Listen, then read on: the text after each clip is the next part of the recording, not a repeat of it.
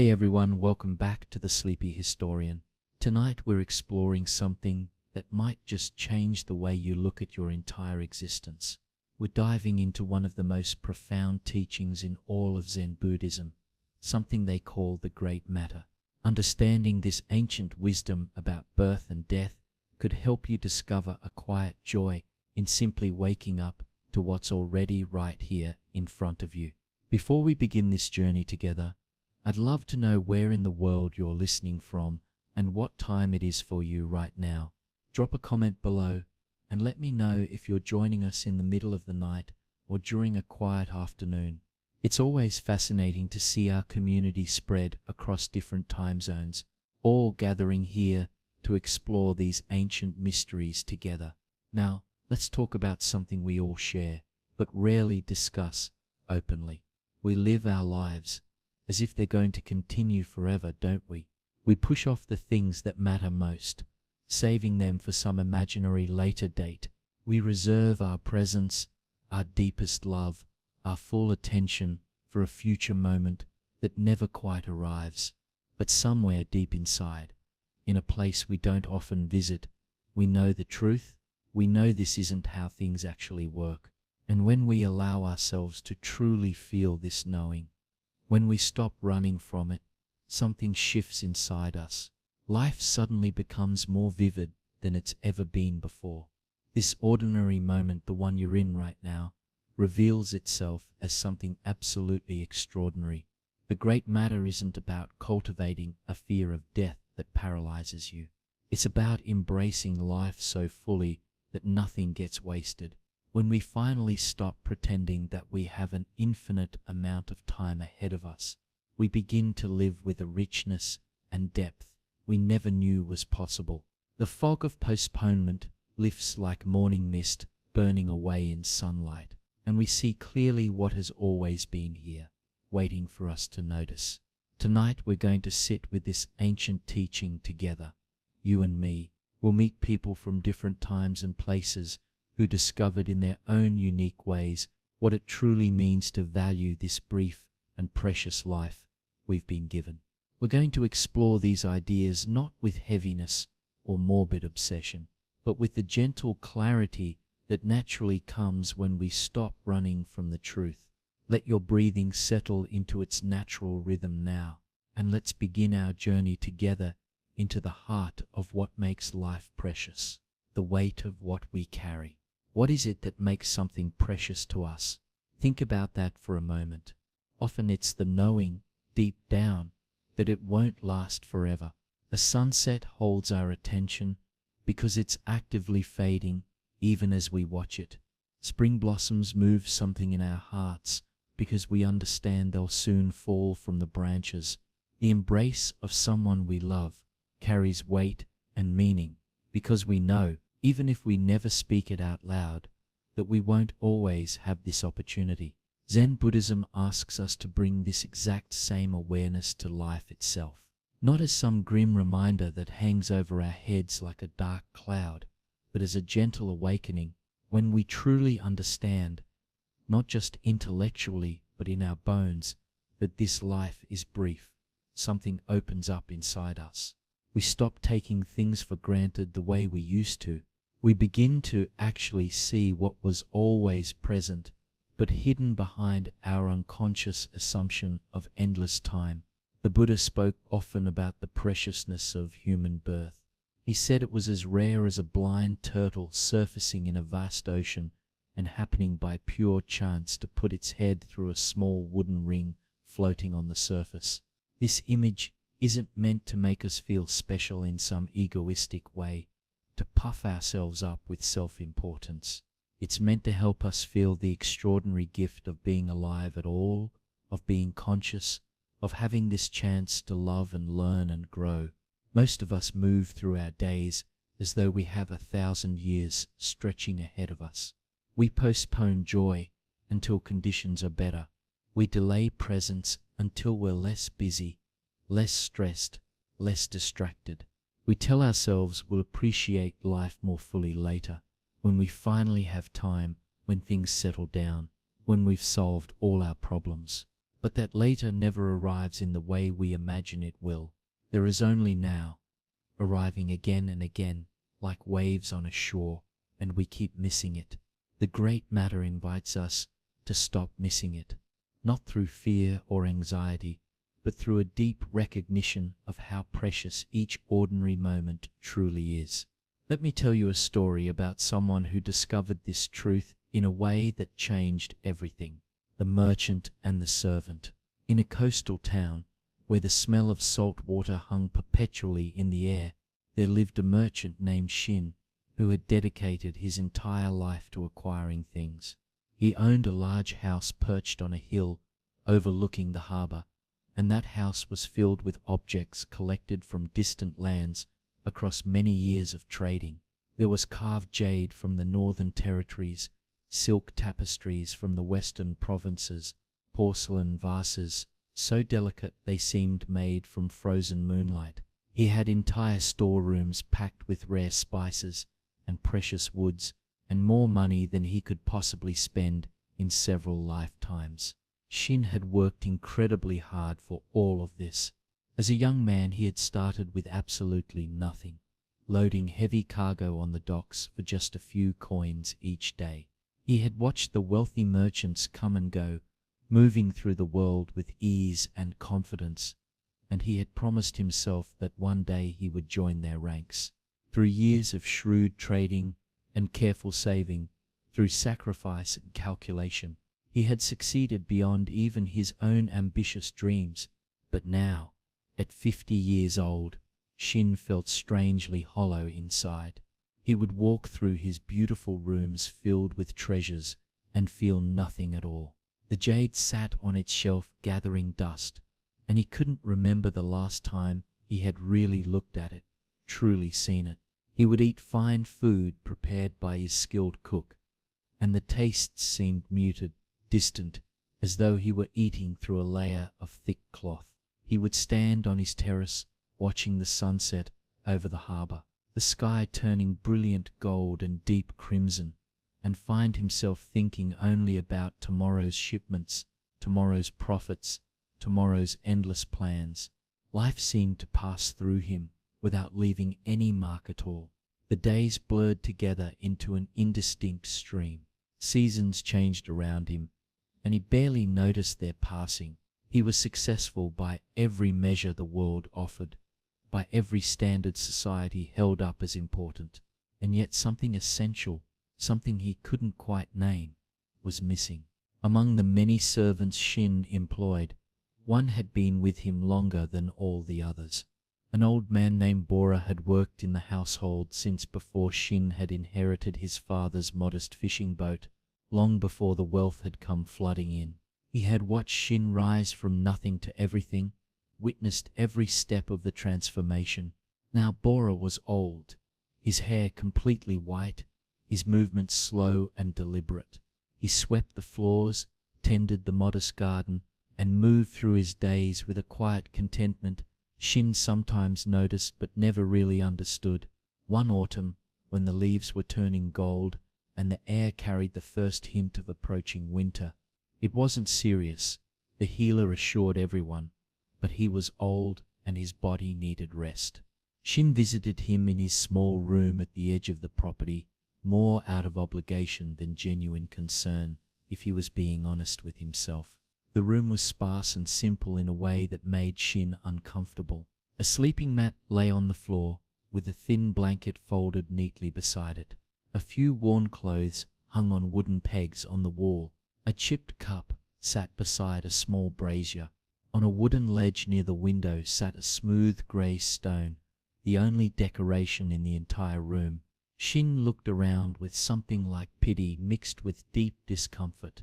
After all these years of loyal service, after decades of faithful work, this was all the old man had to show for his life. This bare room, these few threadbare possessions, this single smooth stone. You should have saved more, Shin said, trying to fill the awkward silence that had settled between them. You should have asked for higher wages over the years. I would have given them to you if you'd asked. Look at this room, Bora.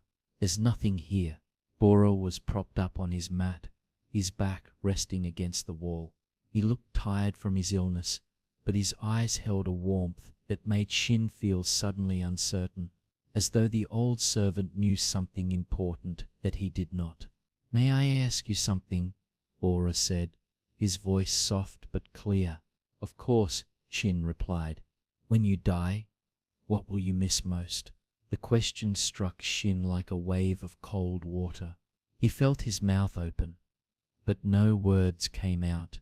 He thought about his house with its many rooms, his jade collection, his silk tapestries, his successful trades that everyone talked about. He thought about the fine meals he ate alone in his dining room.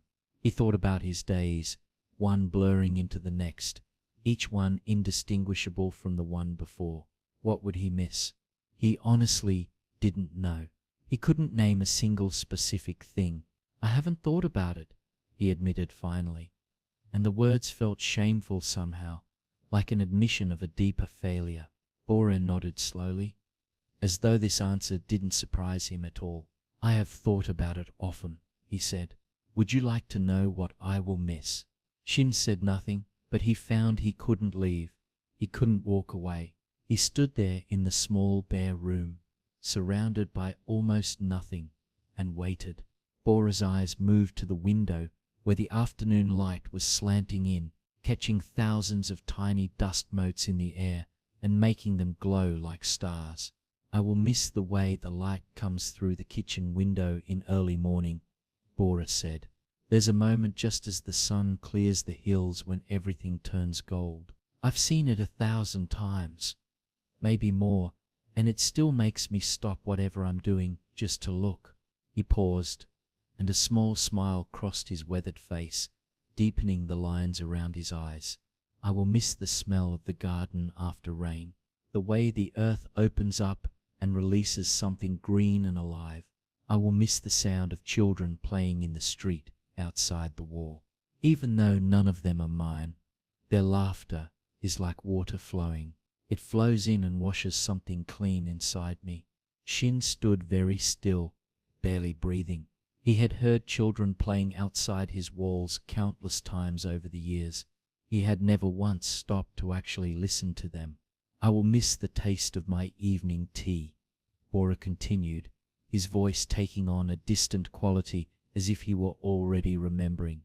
"I drink it slowly after my work is done, while the stars come out one by one. The tea is nothing special, just common leaves that anyone can buy. But the drinking of it, the warmth of the cup in my hands, the way the steam rises and disappears into the air, that is something I will miss very much." His eyes moved to the stone sitting on the ledge. "I will miss the weight of that stone in my palm. I found it by the river 30 years ago on a day when the light was very clear and the water was singing over the rocks. I've held it almost every day since then. It's smooth and cool and fits perfectly in my hand, like it was made for me. Such a small thing, such an ordinary thing, and yet it has given me more pleasure than I can say." Bora looked back at Shin, and his eyes held no judgment, only a great gentleness. "I will miss the feeling of tiredness after a day of honest work, the ache in my muscles that tells me I've done something real. I will miss the kindness of strangers and the patience of friends. I will miss the sound of wind moving through the trees and the feeling of sun on my face. I will miss breathing, just breathing. I will miss being here at all." The room fell silent, except for the faint sounds of the harbour below, the distant calls of gulls, the creaking of ships at their moorings. Shin felt something crack open in his chest. It wasn't painful exactly, but it wasn't comfortable either. It was as though a shell he hadn't known he was wearing had suddenly broken apart. This man who owned nothing could list 100 things he would miss, and Shin, who owned everything, couldn't name one. "How is this possible?" Shin asked, his voice coming out rough, almost a whisper. "You have nothing, I have everything, and yet you are rich and I am poor." Bora was quiet for a long moment, considering his words carefully Outside, the light was beginning to fade, the gold turning to amber, the shadows lengthening. "You have collected many things," he said finally. "Beautiful things, valuable things, things that others envy, but you haven't experienced them. You've let life pass through your hands like water, always reaching for the next thing, never holding what was already there. You've been so busy acquiring that you've forgotten to live." He gestured around the small room with one thin hand. "I have little, but I've tasted every moment of it. I've been here, really here, for my life. That is the only wealth that matters. That is the only wealth we can keep when everything else is taken away." Shin left the room without speaking, unable to find words for what he was feeling. He walked through his beautiful house, through rooms filled with treasures he'd barely looked at in years. He went out to his garden where the last light was fading from the sky, and he sat on a stone bench until darkness fell completely around him. For the first time in longer than he could remember, he wasn't thinking about tomorrow. He wasn't planning or calculating or worrying about the future. He was just sitting, just looking, just being there in that moment. He heard the wind move through the trees with a soft rustling sound. He smelled the dampness of the evening air, rich and complex. He felt the stone bench beneath him, cool and solid and real. And he began slowly to understand what he had been missing all these years. He had been so busy acquiring that he had forgotten to live. He had assumed there would always be more time, more chances, more years to finally appreciate what he had gathered. But the years had passed like sand through an hourglass, and he had appreciated nothing. He had traded his life for things, and the things had given him nothing in return.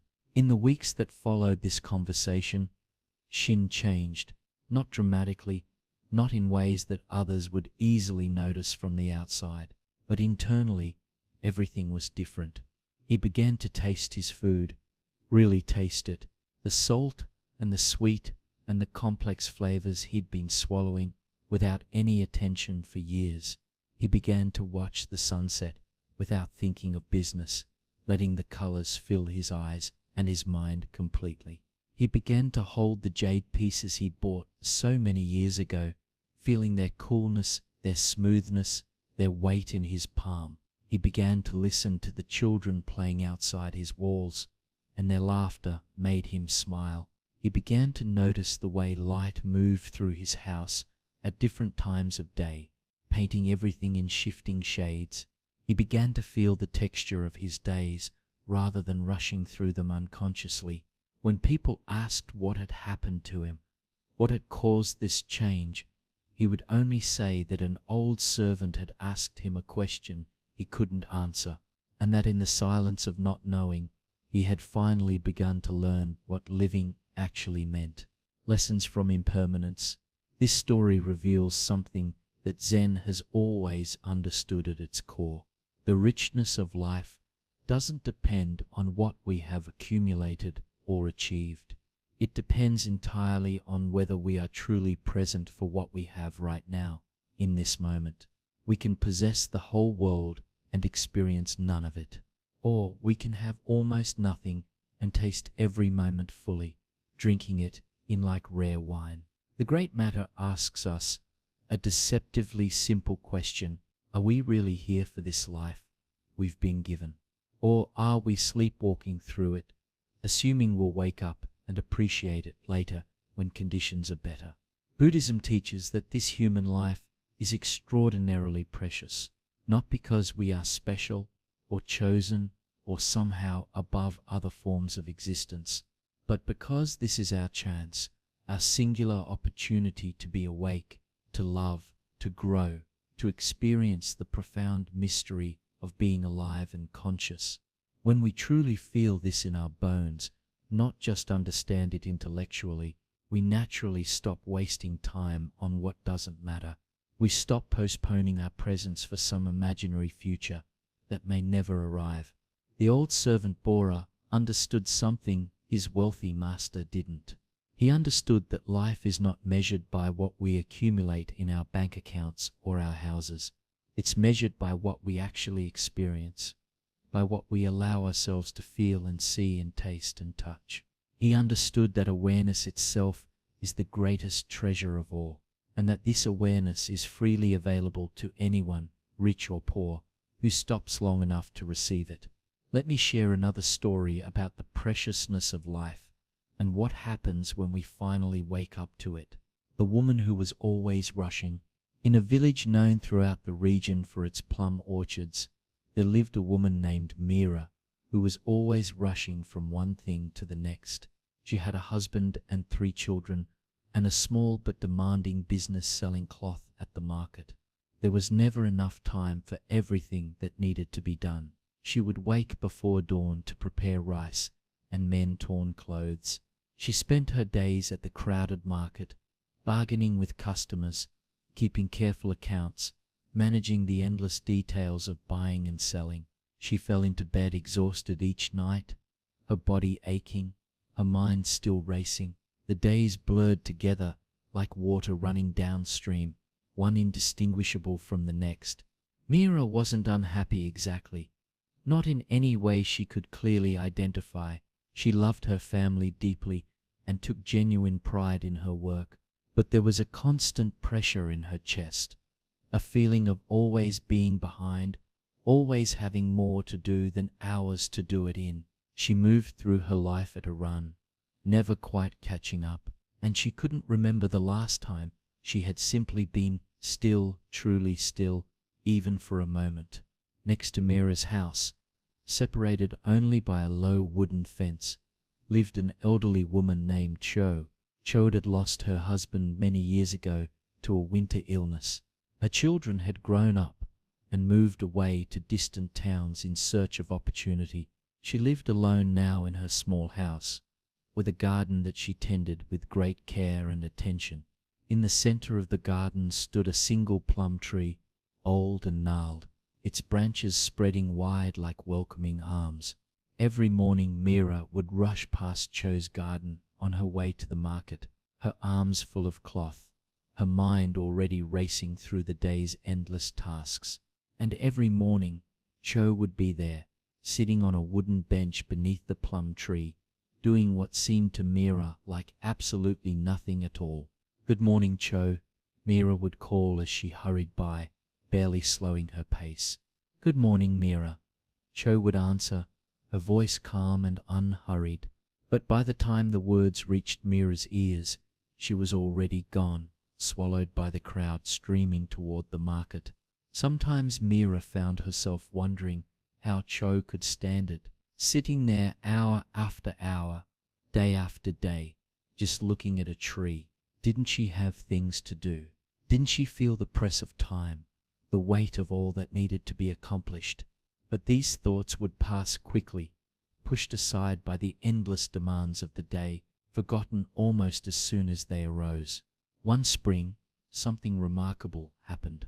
Cho's plum tree bloomed with unusual beauty that year. The blossoms came thick and white, covering every branch like fresh snow, and their scent drifted across the fence and down the path and into the streets of the village.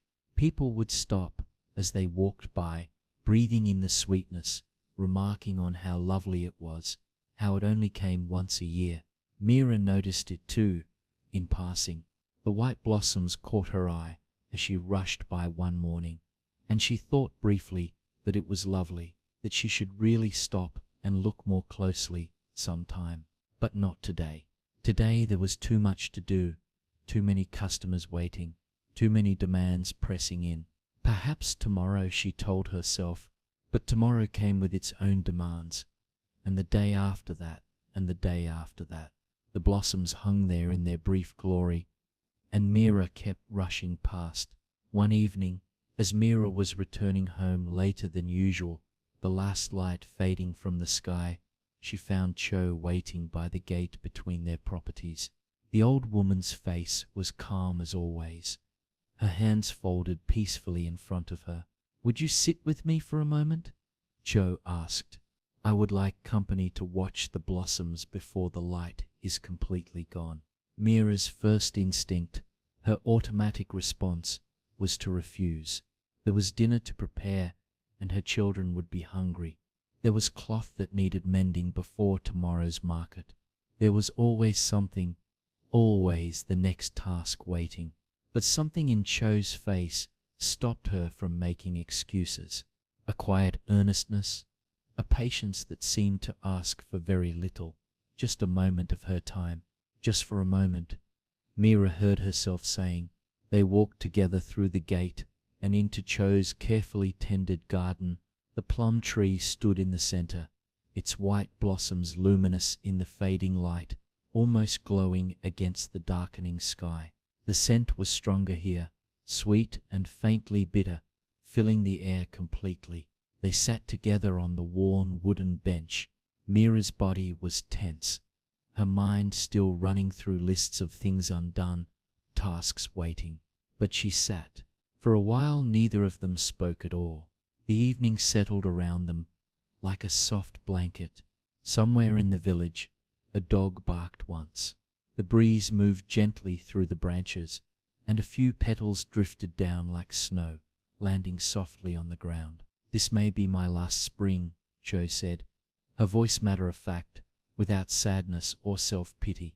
Mira turned to her, alarmed by this statement. Are you ill? She asked quickly. Should I call for the healer? Jo smiled and shook her head. No, I'm not ill, but I'm old, Mira. 78 years old this year, and one of these springs will be my last. I've stopped assuming there will always be another. She looked up at the blossoms, her face soft in the dim light. When I was your age, I rushed past everything, just as you do now. I thought the blossoms would always return, year after year. I thought there would always be more time to sit and look at them properly. And then one day, I realized something that changed everything. I realized that I had let 40 springs go by without ever really seeing one. 40 years of blossoms coming and going, and I had missed them all while rushing to somewhere else. Mira was quiet, feeling something shift inside her. She felt the bench beneath her, solid and real, the cool evening air on her skin. She looked at the tree, really looked at it for the first time since she could remember when. The blossoms seemed different somehow, more vivid, more present, more real. She noticed how each cluster of white petals trembled slightly in the breeze. She noticed the way the last light caught their edges, making them glow. She noticed the dark branches beneath, the texture of the bark, the way the tree had grown around its own history. I see the same tree I've always seen, Mira said slowly, trying to understand. But somehow it looks different tonight. It's not the tree that has changed, Jo said gently. It's your looking. When we know something won't last, when we truly know it in our hearts, we see it more clearly. When we stop taking it for granted, it reveals itself. Jo reached out and took Mira's hand in her own. Her fingers were thin and cool, the skin soft and papery with age. I don't tell you this to frighten you, she said. I tell you because I wish someone had told me sooner. You're rushing through your days as if there will always be more, and there will be more for a while. But each day is like these blossoms. It will come once and never return in exactly the same way. You can rush past it, or you can stop and see how beautiful it is. Mira sat with the old woman until the light was completely gone and the blossoms were only pale shapes against the dark sky. The stars came out one by one, familiar constellations appearing overhead. The air grew cooler, and still they sat together in comfortable silence. Mira didn't think about dinner, or the cloth waiting to be mended, or the children wondering where she was. Something had loosened in her chest, some knot she hadn't even known she was carrying. She just sat and looked and breathed, and it was enough. When she finally rose to leave, she felt different in a way she couldn't quite name. It was as if a thin wall of glass between herself and the world had cracked, and she could feel things more directly than before. more clearly. "Thank you," she said to Cho. "I'm not sure exactly what you've given me, but thank you." Cho smiled in the darkness. "I've only reminded you of what you already knew, what we all know but keep forgetting." In the days that followed, Mira still worked hard. She still cared for her family and tended her business with the same dedication.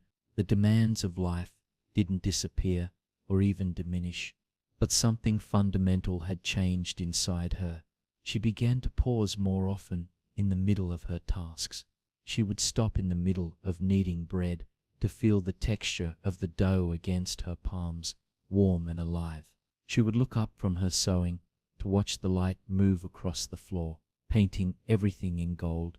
She would touch her children's faces for no reason at all, just to feel them there, warm and alive and present.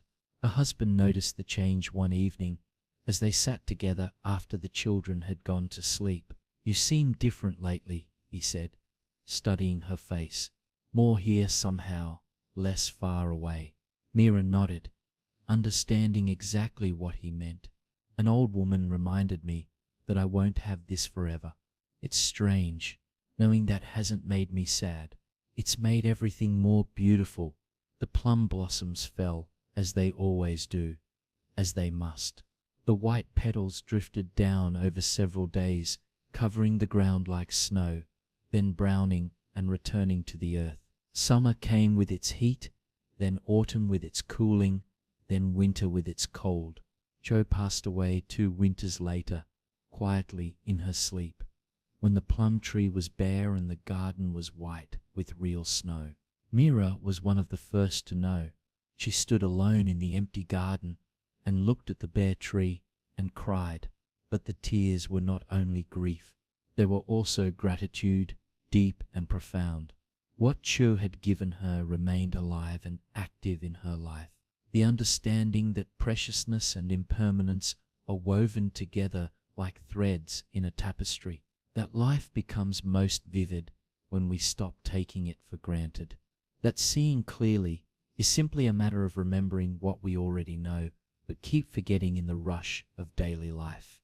Mira tended Cho's garden after that, keeping the plum tree healthy and strong, and every spring when the blossoms came in their brief glory, she would sit on the wooden bench and look at them, really look at them, the way Cho had taught her. And sometimes other villagers would stop by the fence, rushing past on their way to somewhere important, and Mira would invite them to sit. Just for a moment, she would say, echoing Cho's words, "Before the light is gone, the teacher of impermanence." Zen teaches that awareness of impermanence is not meant to create anxiety or sorrow in us. It's meant to wake us up from the dream of permanence we're living in. When we truly understand, not just intellectually, but viscerally, that this moment will never come again in exactly this way, we stop throwing moments away carelessly. We start receiving them as the gifts they actually are. The Buddha often reminded his students to contemplate the fleeting nature of life, not as some morbid exercise in pessimism, but as a practical way of cutting through the fog of assumption that clouds our vision. We assume we'll have tomorrow, next week, next year. We assume the people we love will always be here, available whenever we finally make time for them. We assume there will be time later to appreciate what we have now, when we're less busy, when conditions are better. And these unconscious assumptions put us to sleep, lull us into a kind of waking dream where nothing is urgent and everything can wait. The great matter wakes us up from this dream. It says clearly and simply, this is it, this moment, this breath, this life happening right now. It will not happen forever. What will you do with it? This isn't a frightening question when we truly hear it with open hearts. It's an invitation, a generous offer, an invitation to stop postponing and start living fully, an invitation to taste our food instead of swallowing it mindlessly, to feel the air on our skin instead of ignoring it, to look into the eyes of those we love as if seeing them for the first time, because in truth, every time is the first time and the last time. Every moment is unique, unrepeatable, precious beyond measure. Take a slow breath now and let it go gently, feeling the air move through you. Feel the simple fact of being here, of being aware, of being alive in this moment. There's nothing else you need to do right now. Just rest in the preciousness of this breath, this awareness, this existence, facing the darkness. Most of us spend our entire lives running from the thought of death. We push it away whenever it appears, distract ourselves with endless activity, pretend it applies to other people, but somehow not to us. This is natural, completely understandable. The mind doesn't want to look at what frightens it, what threatens it. But Zen takes a radically different approach to this universal fear. It suggests that facing mortality directly, looking at it without flinching, is actually one of the most powerful practices for awakening that exists. Not because it's pleasant or comfortable, but because it cuts through confusion and delusion like nothing else can. When we truly contemplate the fact that we will die, that this will end, much of what seemed desperately important suddenly reveals itself as trivial, and much of what we ignored or postponed or took for granted suddenly reveals itself as essential. This is why Zen monasteries have traditionally encouraged students to meditate on death, not to create fear or morbidity or unhealthy obsession, but to clarify the mind, to burn away the unnecessary. When we stop running from the truth of our mortality, when we turn and face it directly, we discover something unexpected.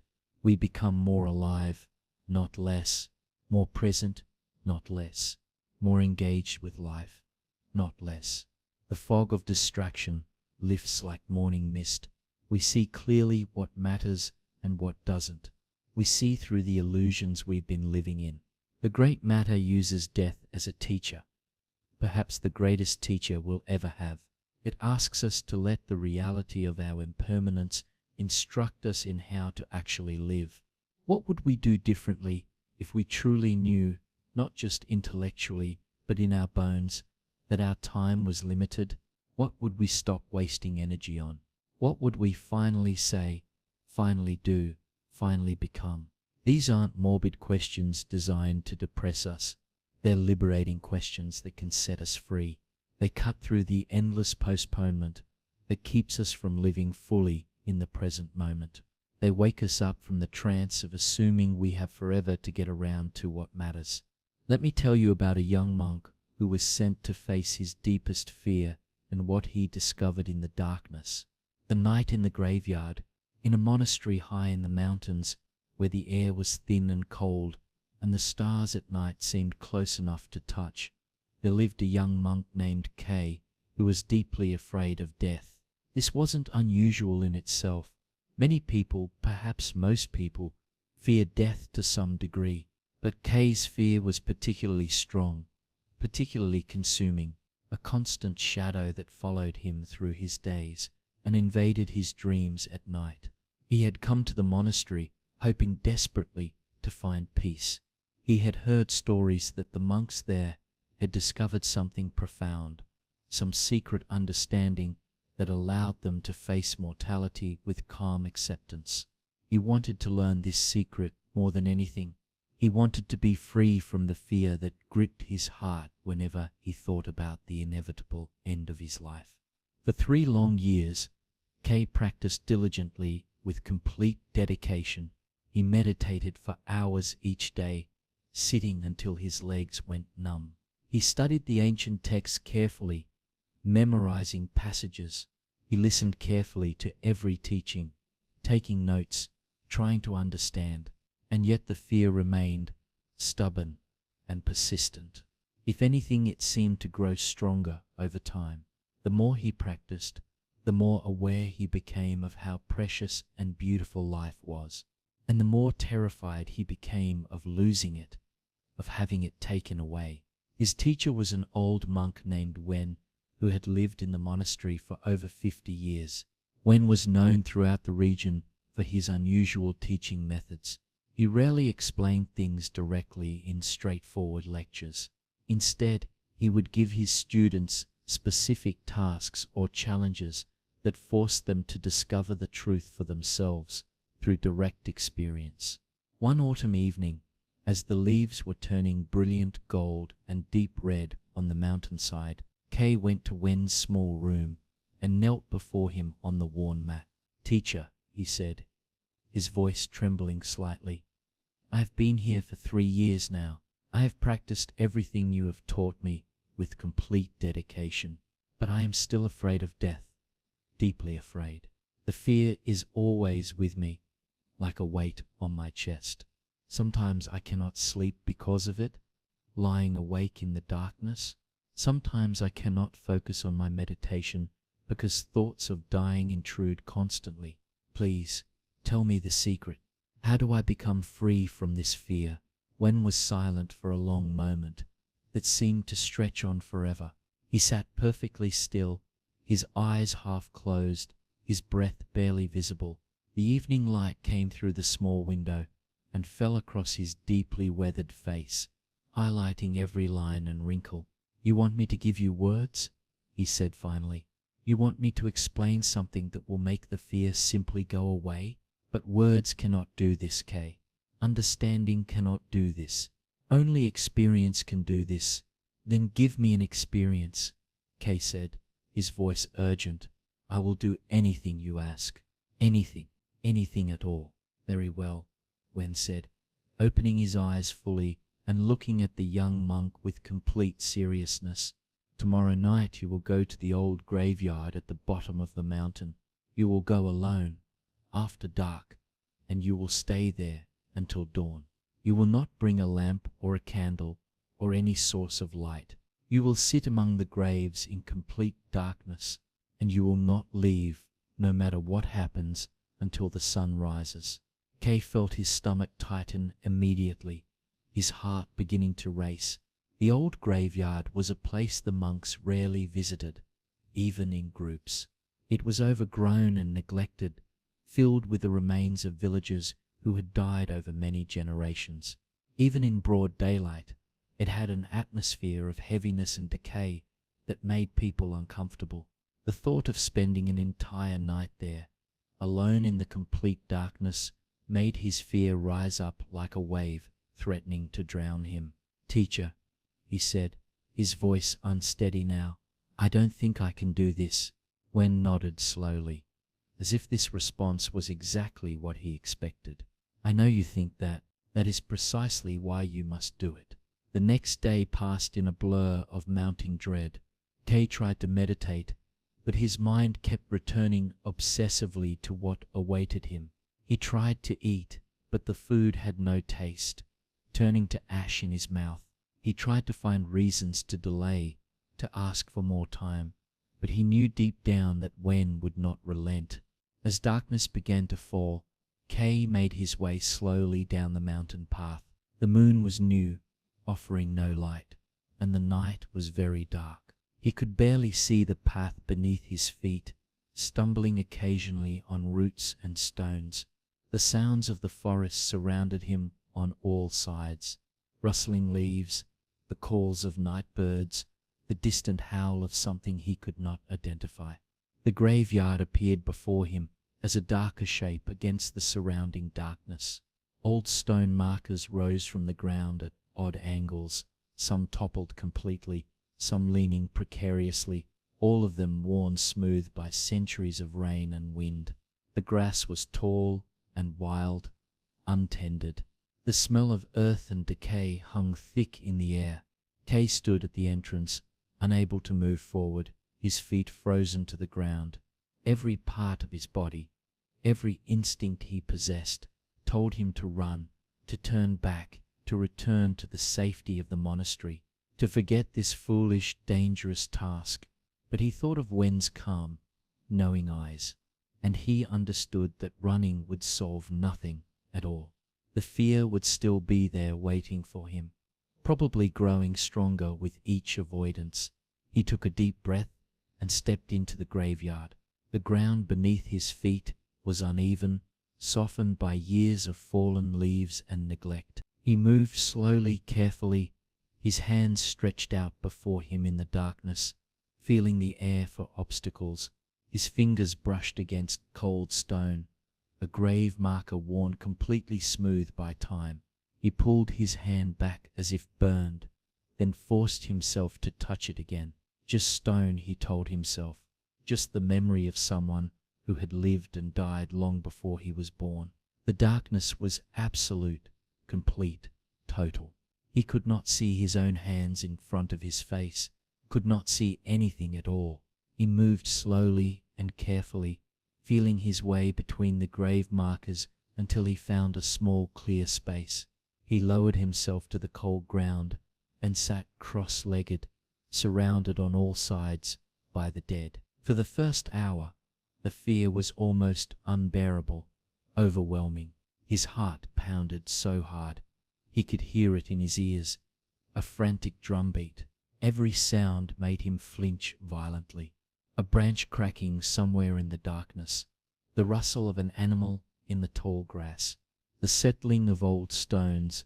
His imagination filled the darkness with terrors, with ghosts and spirits and nameless things reaching for him with cold hands.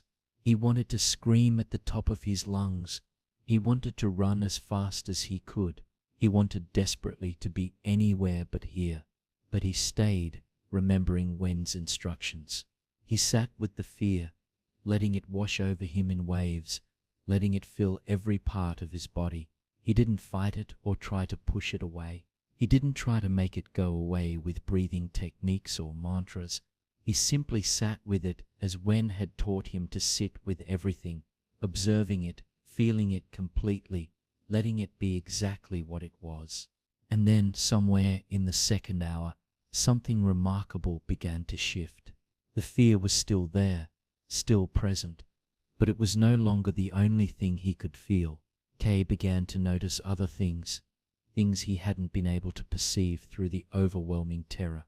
The coolness of the night air on his skin, fresh and clean, the texture of the grass beneath him, soft and slightly damp, the smell of the earth, rich and complex, full of life despite the death surrounding him. The sounds of the night, which were not threatening after all when he really listened, but simply the sounds of life continuing in the darkness. He was surrounded by the dead. Yes, and yet he himself was intensely, vividly alive. His senses were sharper than they had ever been in his life. Every breath felt precious beyond measure. Every heartbeat felt like a miracle, a gift. The darkness that had seemed so terrifying just an hour ago now felt almost peaceful, a great quiet holding him gently. He thought about the people buried around him in this forgotten place. They had once been alive just as he was alive right now. They had breathed this same mountain air, cold and clean. They had looked up at these same stars when they were visible. They had felt the same fears and hopes that he felt. And now they were gone, returned to the earth, their lives completed, but they had lived, and that was the essential thing. They had been here, had experienced this strange and beautiful existence, had loved and struggled and grown, and now it was his turn to live. He was the one who was alive now, in this moment. He was the one who could feel the cool air and hear the night sounds and breathe in the smell of the living world. The fear didn't disappear entirely, didn't vanish completely, but it changed, transformed into something else, something almost like gratitude, like wonder. He was alive right now, in this very moment. He was alive and breathing and aware, and that was not something to fear losing. That was something to marvel at having, even if just for this brief time. As the first grey light of dawn began to appear over the distant mountains, Kay understood something he could never have understood through words or study or intellectual analysis. Death was real and inevitable. It was coming for him, just as it came for everyone. But the proper response to death was not paralyzed fear. It was presence, full and complete. It was being fully here, fully alive, for whatever time remained. He walked back up the mountain as the sun rose painting the peaks in brilliant shades of gold and pink. The monastery looked different to him now, more vivid somehow. The trees looked different, more alive. The faces of the other monks looked different, more precious. Everything seemed precious and temporary and beautiful all at once. He went directly to Wen's room and knelt before him. "Well?" Wen asked simply. "I am still going to die," Kay said. "Nothing has changed about that fundamental fact." "No," Wen agreed. "Nothing has changed about that. But something has changed in me," Kay continued. "I spent the night surrounded by death, and I have never felt more alive than I did in those hours. I was so afraid of dying that I was not actually living. I was so busy running from death that I was missing life completely." Wen nodded slowly, and a small smile crossed his weathered face. "And now?" Kay thought for a moment, searching for the right words. "Now I am not as afraid," he said finally. "Not because death seems smaller or less real, but because life seems larger, more vast, more precious. I was given this time, this breath, this awareness. That is not something to fear losing. That is something to treasure having, for however long it lasts." "Good," Wen said quietly. "Now your real practice can begin." Kay lived in the monastery for many more years.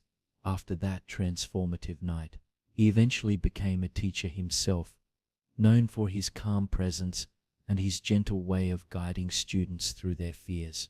When young monks came to him with their own fears of death and impermanence, he would listen patiently and with complete attention. And sometimes when he sensed they were truly ready, he would tell them about the night in the graveyard. "You cannot think your way past death," he would say. "You cannot meditate it away, or study it into submission, or understand it intellectually. You must meet it directly. You must sit with it in the darkness until you discover what lies on the other side of the fear." "And what is on the other side?" they would always ask, their eyes wide. "Life," he would say simply. "The most vivid, precious, extraordinary life you have ever experienced. That is what death teaches us, if we have the courage to let it. The teacher that fear becomes." This story shows us how Zen uses death as an unlikely teacher. Kay could not think his way out of his paralyzing fear. He could not study his way to freedom or meditate his way to peace. He had to face the reality directly, sit in the darkness with the dead, before he could discover what was on the other side of his terror. What he found was not at all what he expected when he entered that graveyard. He found that awareness of death, truly felt and accepted, does not diminish life or make it less valuable. It illuminates life, makes it more vivid, more precious, more worthy of complete attention. The monks, who seemed so calm and peaceful in the face of mortality, were not ignoring death or pretending it didn't exist. They were using it, allowing it to remind them constantly how remarkable it is to be alive at all. Buddhism teaches that we suffer because we cling desperately to things that cannot last. We want life to be permanent, unchanging, eternal, and it simply is not any of those things. But the solution to this suffering is not despair or resignation or giving up. It is to appreciate what we have while we have it, fully and completely. The flower is beautiful, not despite its inevitable fading, but in some profound way because of it. Life is precious, not despite its brevity, but because of it. The Great Matter invites us to stop running from this fundamental truth, to turn and face it directly, and to let it teach us how to actually live while we're here. Let your breath slow now, and feel your body soften and relax. There is nothing to pretend in this moment, nothing to hide from. Simply rest in the truth of being here, being yourself, being alive and aware. The urgency that brings calm. The Great Matter creates a particular kind of urgency in us, not the frantic rushing that fills so many of our days, making us stressed and anxious, not the hurried scurrying from task to task, without ever truly arriving anywhere. This is a different kind of urgency entirely, something more profound. It is a calm, clear determination not to waste this precious life on endless postponement. When we truly understand that our time is limited, that we don't have forever, we naturally stop waiting for conditions to be absolutely perfect. We stop telling ourselves we'll live fully later, when things finally settle down, when circumstances improve, when we finally have everything we think we need. We recognize that later may never come at all, and that the only moment we can ever truly live is this one, right here, right now. Zen speaks of this as great urgency without rushing. It is the focused attention of someone who knows their time is precious, not panicked or anxious or stressed, but fully present, completely engaged. Every moment becomes worthy of complete attention because every moment is absolutely irreplaceable. Most of us live in a kind of trance of postponement. We put off joy and appreciation until our problems are finally solved. We delay genuine presence until we're less busy, less distracted, less overwhelmed. We save our full attention, our deepest love, our truest selves for some imaginary future when we will finally be ready to receive them. But that perfect future never arrives, not in the way we imagine it will. There is only now, appearing again and again like waves on a shore, and we keep missing it because we're waiting for something else, something better, something more. The great matter cuts through this trance like a sharp blade. It says simply and clearly, this is your life happening right now. Not later, not eventually, not someday when conditions are better. Now, what are you waiting for? Let me tell you about someone who spent his entire life waiting for conditions to improve. The farmer who waited. In a farming village that lay in the curve of a wide, fertile valley, there lived a man named Ko, who had spent most of his years waiting for things to get better. He was a good farmer, hard-working, and careful with his land, but he had never learned to actually enjoy the work he did every day. For Ka, farming was just a series of problems to be solved, obstacles to be overcome, difficult conditions to be endured, until things finally got better. And things were always just about to get better, always just around the corner. Next season, the rains would come at exactly the right time. Next year, the harvest would be plentiful enough to finally pay off all his debts.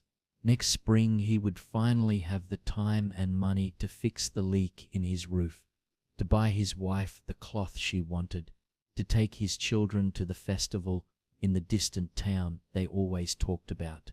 But next season brought its own unique set of problems. Next year brought new debts to replace the old ones he'd managed to pay off, and the roof still leaked when it rained, and his wife still wore her old patched clothes, and his children had never been to that festival they dreamed about.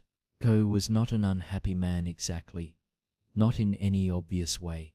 He didn't complain more than anyone else in the village, but there was a tightness in his face that never quite relaxed, a tension around his eyes that had become permanent. He carried the weight of waiting like a stone in his chest, always looking ahead to the relief that never actually came. One summer, disaster struck the region. The rains did not come at all, week after week. The sky remained clear and blue, beautiful to look at perhaps, but absolutely devastating for the crops. The earth cracked and hardened in the relentless sun. The young plants yellowed and drooped, dying slowly. Ko walked through his fields each morning, looking up at the empty sky, feeling the familiar tightness in his chest grow heavier and more oppressive. He could not enjoy anything while the drought continued. His wife prepared meals with what they had, and he ate without tasting any of it. His children laughed and played despite the difficulties, and he did not hear them. The summer evenings were warm and soft, filled with the sounds of crickets and the glow of fireflies, and Ko noticed none of it, blind to everything except his worry. He was too busy waiting for rain that refused to come. One evening, as the sun was setting and the dry fields stretched out golden and brittle in the fading light, a traveller appeared on the road that ran past Ko's farm. She was a nun dressed in simple grey robes, with a walking staff in her hand and a calm expression on her weathered face. Her name was Lena, and she had been walking for many years, stopping at villages and farms throughout the region, offering teachings in exchange for food and shelter. Koz was sitting on a wooden bench outside his house, staring up at the cloudless sky when she approached. "Good evening," Lena said, her voice gentle. "I am traveling through and looking for a place to rest for the night. May I sleep in your barn? I will not trouble you for more than a roof over my head." Ko barely glanced at her, too absorbed in his worries. "You may sleep in the barn," he said flatly, "but I cannot offer you food. We have little enough for ourselves. The rains have not come, as you can see." "I see," Lena said, looking out at the parched fields. "It has been a difficult season for you." "It is always a difficult season," Ko said, his voice flat and lifeless, reciting a familiar litany. "If it is not drought, it is flood. If it is not flood, it is insects devouring everything. If it is not insects, it is the price at market falling just when I finally have something to sell. I keep waiting for a good year, a break in the pattern. It never comes." Lena was quiet for a moment, leaning on her staff. Considering, she looked at the fields, then at the sky, then at Ko's tight, exhausted face. "May I sit with you for a moment?" she asked. Ko shrugged, too weary to refuse. He didn't particularly want company, but he was too tired to send her away. Lena sat on the bench beside him, setting her staff carefully against the wall. The sunset was turning the western sky deep orange and vivid pink, and the first stars were beginning to appear in the east. A warm breeze moved through the dry grass, making a soft rustling sound. "It is a beautiful evening," Lena observed quietly. Ko made a dismissive noise in his throat. "What is beautiful about it? The crops are dying before my eyes. The well is running low. By this time next month, I may have nothing left to harvest at all. And yet the sunset is still beautiful, is it not?" Lena said calmly.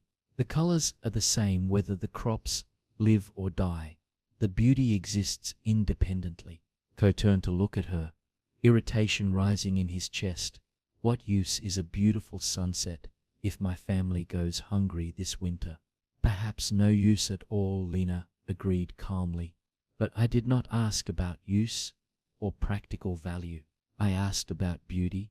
I asked whether this moment right now, with the sky painted in those extraordinary colors and the breeze warm on your face and the stars beginning to appear, I asked whether this moment is beautiful, and I think it is. Do you not think it is? Do you looked at the sky? Really looked at it?" He had not actually looked at the sky in weeks, maybe months. He had been too busy scanning it for rain clouds, checking the horizon desperately for signs of moisture, looking for anything that might solve his immediate problem. Now he looked at the sky as it actually was in this moment, and he saw the deep oranges fading into purple, the first bright stars appearing like holes punched in dark fabric, the soft glow of twilight spreading across the valley. It was beautiful, undeniably so. He could not honestly deny it.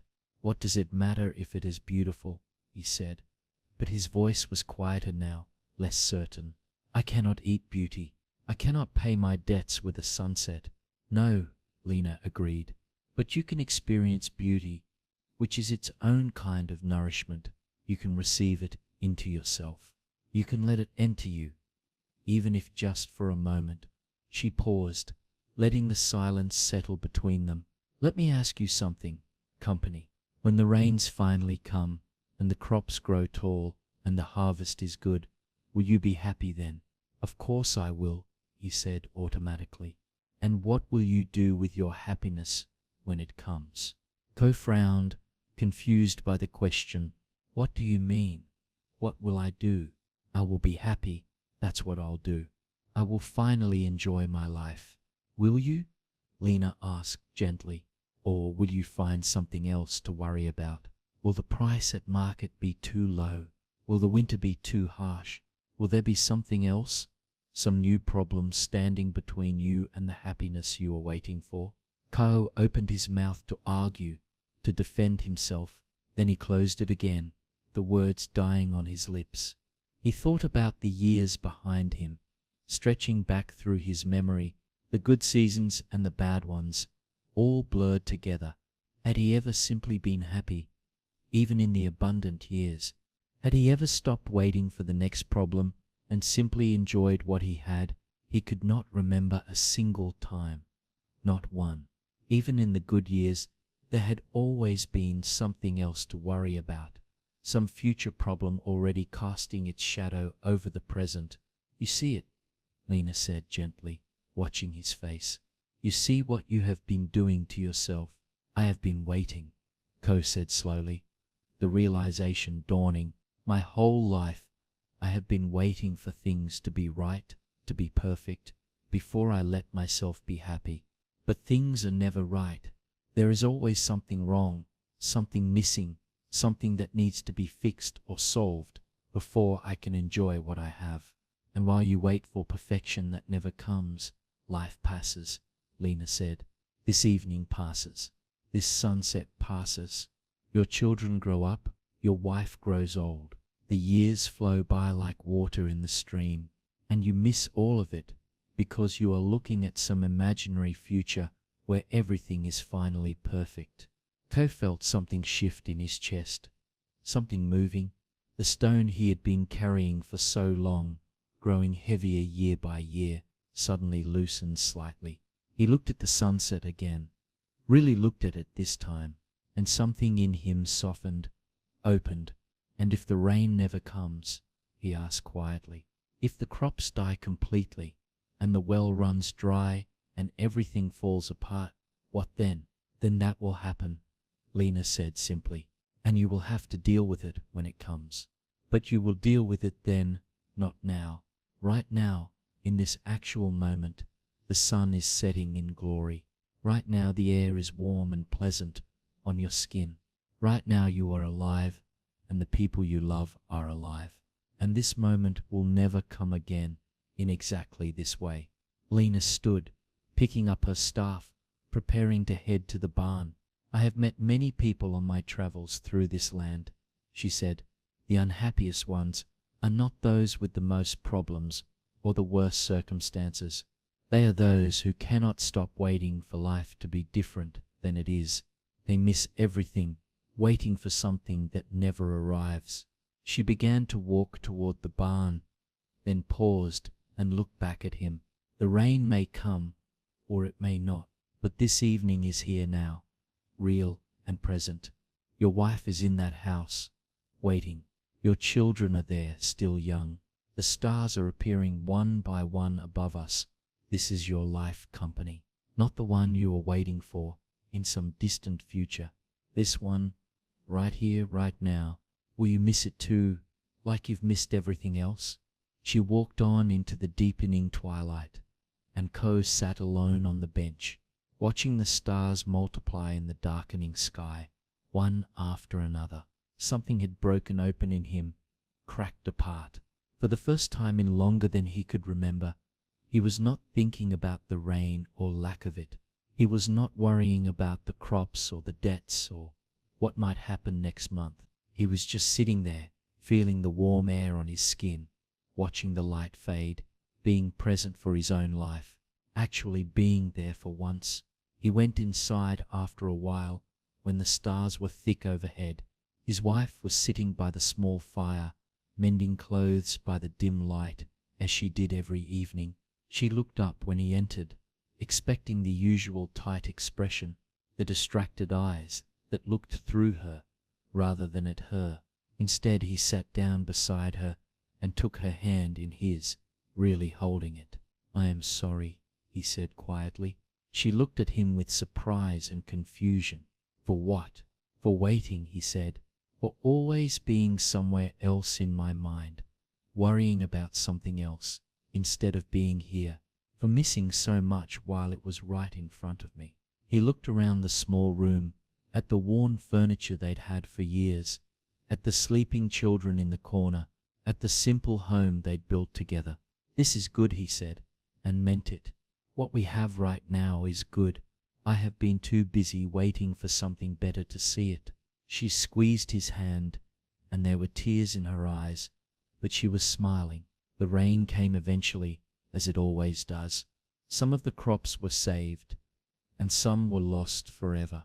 The next year had its own unique set of problems, as every year does, but something fundamental had changed in company. He still worked hard, still dealt with difficulties as they arose, but he stopped waiting for some future moment when everything would finally be perfect. He stopped putting his life on hold until conditions improved. He watched sunsets now, really watched them.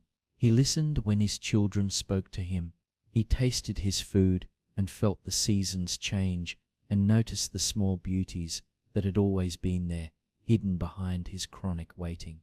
And when people in the village asked what had changed him, what had made the difference, he would tell them about the nun who had appeared on a summer evening, the nun who had asked him a simple question that changed everything. "What are you waiting for?" The teaching of presence. Buddhism teaches that the present moment is the only moment we ever actually have. The past exists only as memory, traces in our minds. The future exists only as imagination, projections and hopes and fears. All of our waiting for things to be different, all of our postponing of joy and appreciation until conditions improve, is ultimately a way of missing the only life we will ever actually live. The Great Matter reminds us, gently but insistently, that our time is limited. We do not have forever to wait for the perfect moment. The someday we keep hoping for may never arrive at all. And even if it does arrive, we will have missed all the days in between, all the moments that were actually our life. Zen does not ask us to ignore our problems or pretend that difficulties don't exist. It's not about toxic positivity or forcing ourselves to be happy when we're not. It asks us to be present for our lives as they actually are right now, in this moment, not waiting for them to be different, not postponing our presence until conditions improve, but being here now, receiving what this moment offers. This is the urgency that the Great Matter creates in us, not frantic rushing or anxious hurrying, but clear seeing, calm presence. The recognition that this moment, whatever it contains, is our actual life, and we can receive it fully, or we can miss it while waiting for something else to arrive. Let me tell you one more story about the words we leave unspoken and what we discover about time. The unwritten letter. In a town where the river curved sharply and the houses clustered along its banks, there lived a woman named Una who carried an unwritten letter in her heart.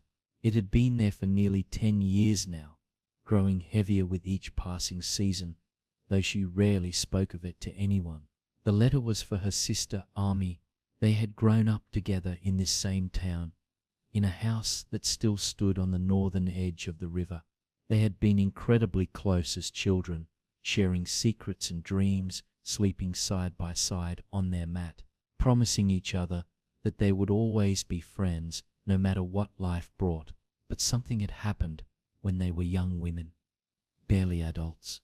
A man had come between them, or perhaps it was money, or perhaps it was just the slow accumulation of misunderstandings that can poison even the deepest love. Una could barely remember now what the original argument had actually been about. It seemed so small looking back, so trivial and meaningless, but the words that had been spoken during that argument were not small at all. They had been sharp and hard and meant to wound deeply, and they had succeeded. Amai had left the town after that bitter fight. She had married and moved far away to a city that Una had never seen and probably never would. They had not spoken since that day 10 years ago. 10 years of silence, growing deeper and more impenetrable with each year that passed. Una thought about writing to her often, especially late at night when she couldn't sleep. She would compose letters in her mind, lying in the darkness, imagining what she would say, how she would explain, how she would apologize. But when morning came and the practical world reasserted itself, the task always seemed too difficult, too complicated. The right words would not come when she tried to actually write them down. The timing never seemed right. She was too busy with her daily responsibilities, or too tired, or too uncertain of how the letter would be received. And so the years passed, and the unwritten letter grew heavier in her heart, a weight she carried everywhere. There was an old man in the town named Pa, who had been a letter carrier for over 50 years. He had walked the same route since before Una was born, delivering messages from one house to another, carrying news of births and deaths and marriages and business deals. His back was bent now from all those years of walking with a heavy bag, and he moved slowly, but he still made his rounds faithfully every day. Una saw him often, passing by her house in the morning, and they would exchange polite greetings. She had known him her entire life, a fixture of the town. He had delivered the letter from her husband back when they were courting, full of earnest declarations. He had delivered the notices of her parents' deaths, those terrible official documents. He had carried the news of her own children's births to relatives in other parts of the town. One autumn afternoon, Una was sitting outside her house, watching the leaves fall from the trees along the river. The air was cool and smelled of wood smoke from kitchen fires. Paul came walking slowly up the path, his bag hanging light and nearly empty at his side. He paused when he saw her, noticing something in her expression. "Good afternoon, Una," he said. "You look troubled today."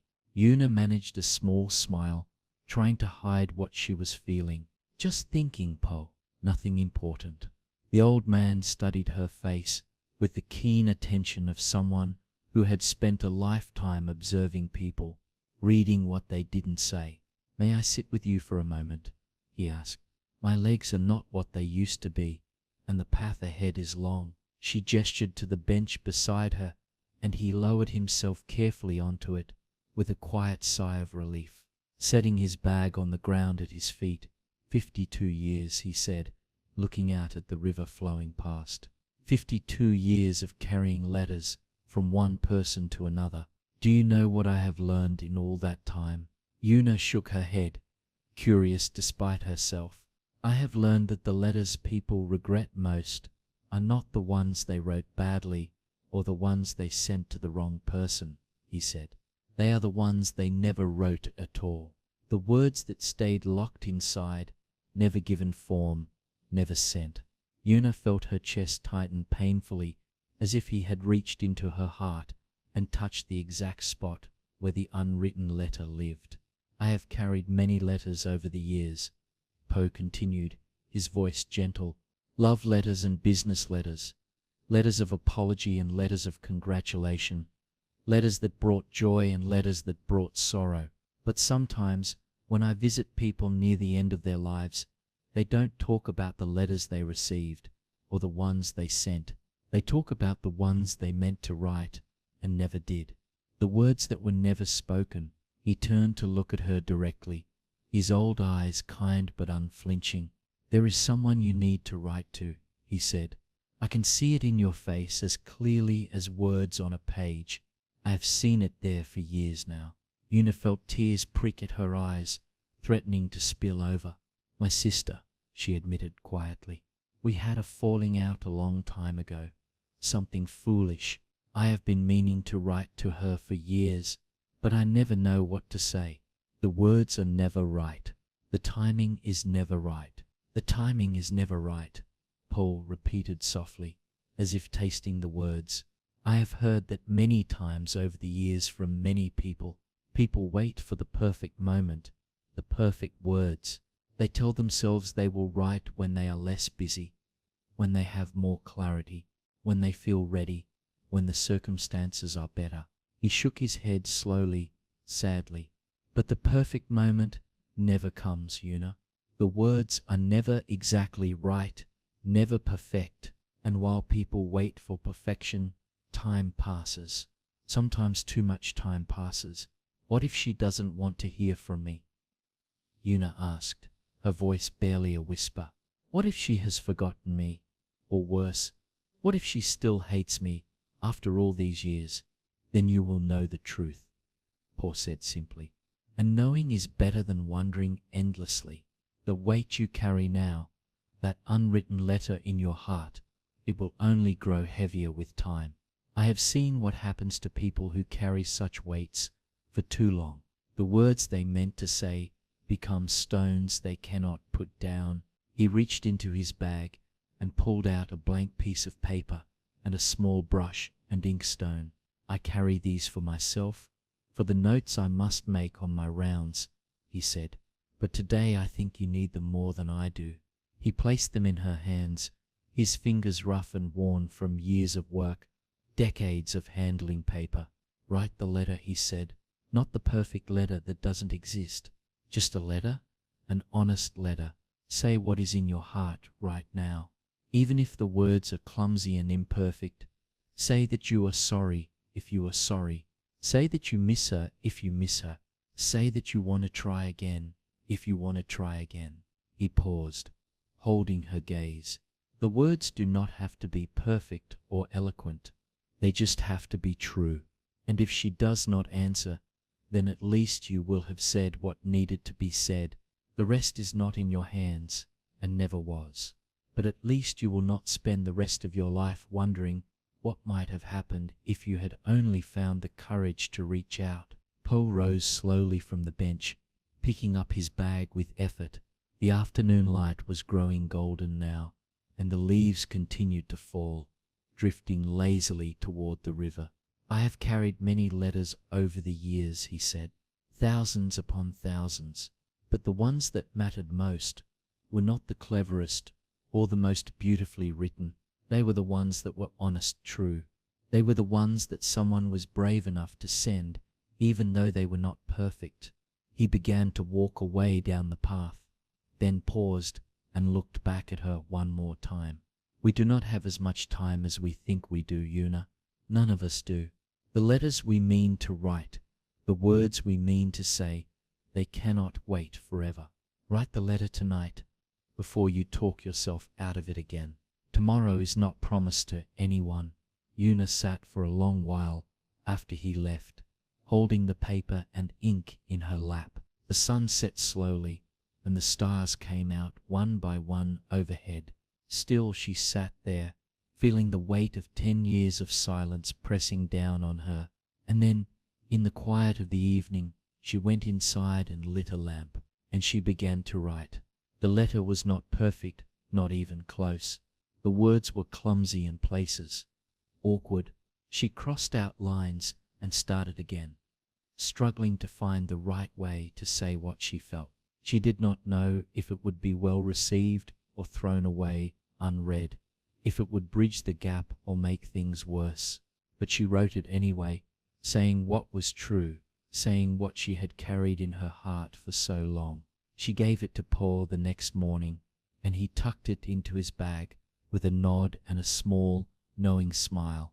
The reply came 3 weeks later, and Paul delivered it personally to her door. Amaya had not forgotten her. Amaya had not stopped loving her. Amaya had been waiting too, carrying her own unwritten letter, held back by the same fears and doubts. They rode back and forth through the winter, letters flowing between them like water finding its course again. And in the spring, when the plum blossoms came, Ami came to visit. They sat by the river where they had played as children, 2 women with grey in their hair now. And they talked. They talked about what had happened and what had been lost and what might still be found. I almost didn't write, Una confessed, watching the water flow past. I almost let another year go by, and another and another. I know, Ami said, squeezing her hand. I almost didn't answer when your letter came. I was afraid it was too late, that too much time had passed, that the gap was too wide to bridge. An old letter carrier told me something, Una said. He told me that the words didn't have to be perfect. They just had to be true. Ami smiled, tears in her eyes. He was right. Your words were not perfect, but they were enough. They were more than enough. The teaching of action. Zen teaches us that action in the present moment is more valuable than perfect action that never comes. We can spend our entire lives preparing, waiting, refining, hoping for exactly the right conditions, and we can miss the opportunity that was available to us all along, right in front of us. The people we love are here now, but they will not be here forever. The words we need to say will not say themselves. The reconciliations we hope for will not happen without us taking a step, however imperfect. And every day we postpone is a day we cannot get back, a moment lost forever. This is not about rushing or acting carelessly without thought. It is about recognizing that the perfect moment we are waiting for may never arrive. The imperfect moment we are in right now is the only moment we actually have. Better to reach out clumsily than to never reach out at all. Better to say the imperfect words than to leave them forever unspoken. The Buddha taught his students that this human life is precious and brief, a rare gift. We do not know how much time we have remaining. We do not know how much time the people we love have. The great matter asks us to act on this knowledge, to stop postponing what matters most, to live as if our time is limited, because it is. Let your body relax now and allow your breath to deepen naturally. Whatever words you have been holding back, whatever actions you have been postponing, let them rest for this moment. Simply be here in the quiet of this breath, knowing that presence is always available to you, beyond regret. There is an old Zen saying that points to the very heart of the practice: die before you die, and discover there is no death.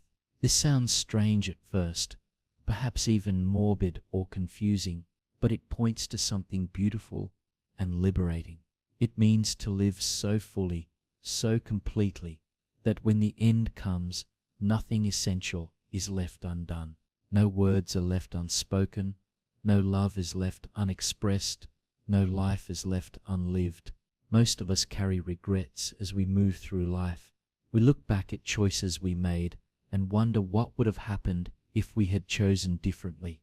We remember words we said that we wish we could take back, and words we never said that we wish we had spoken.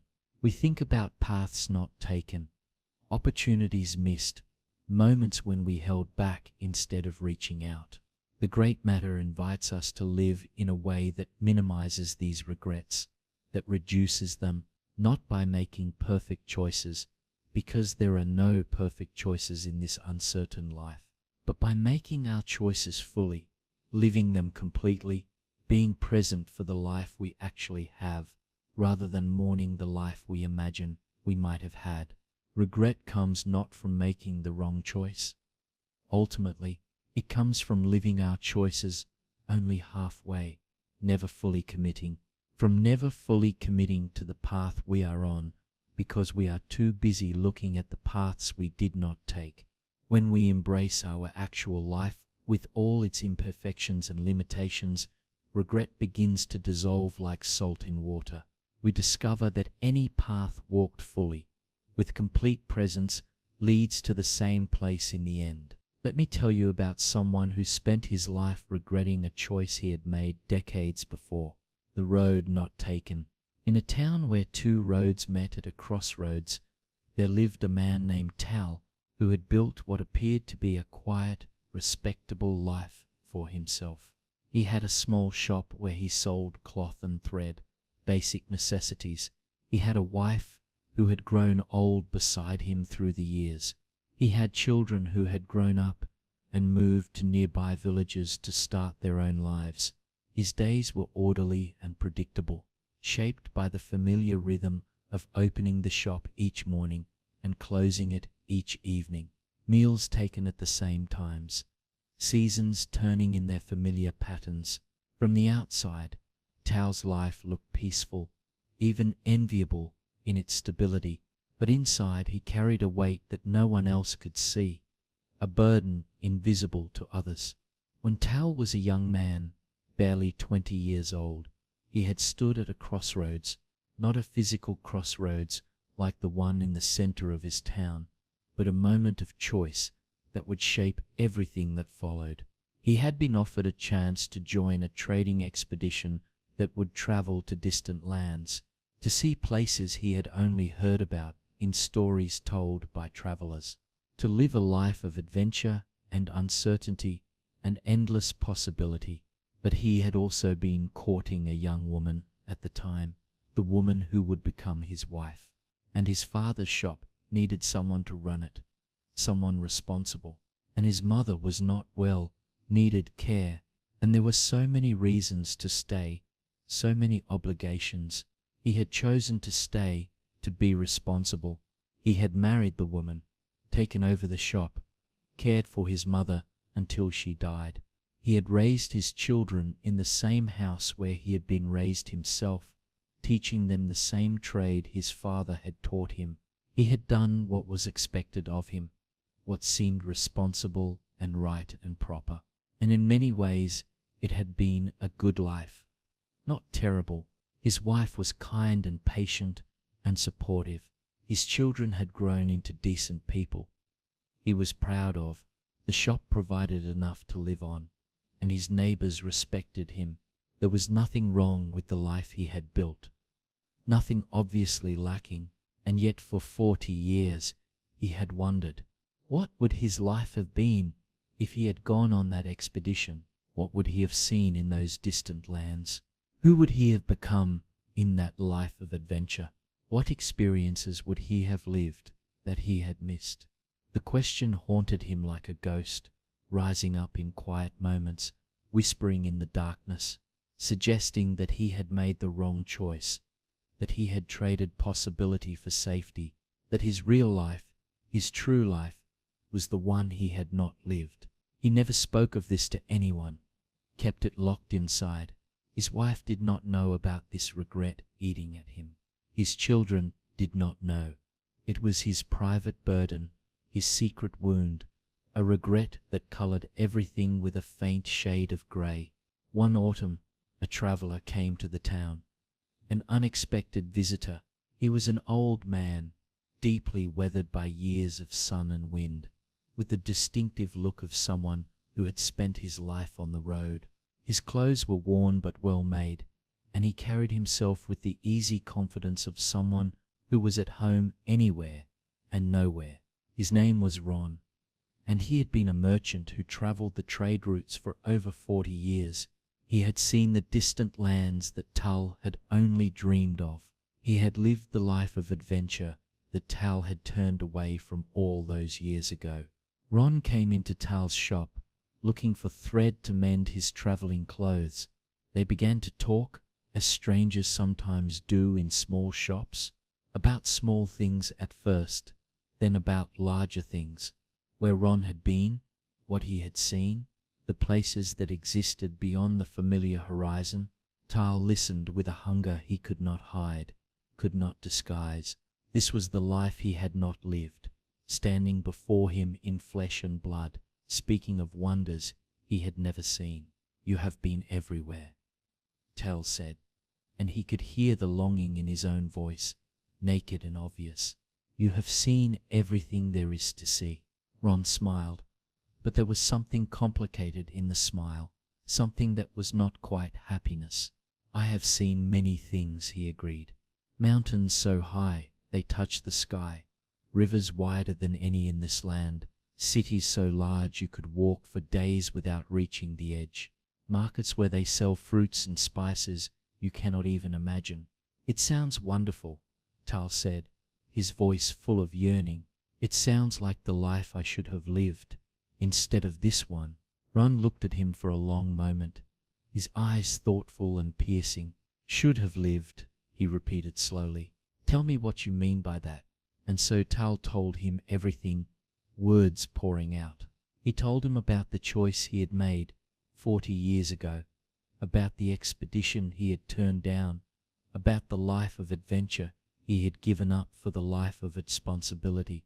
He told him about the regret he had carried all these years like a stone around his neck, the feeling that he had made the wrong choice, that his real life was somewhere else, unlived and lost forever. When he finished, Ron was quiet for a long time.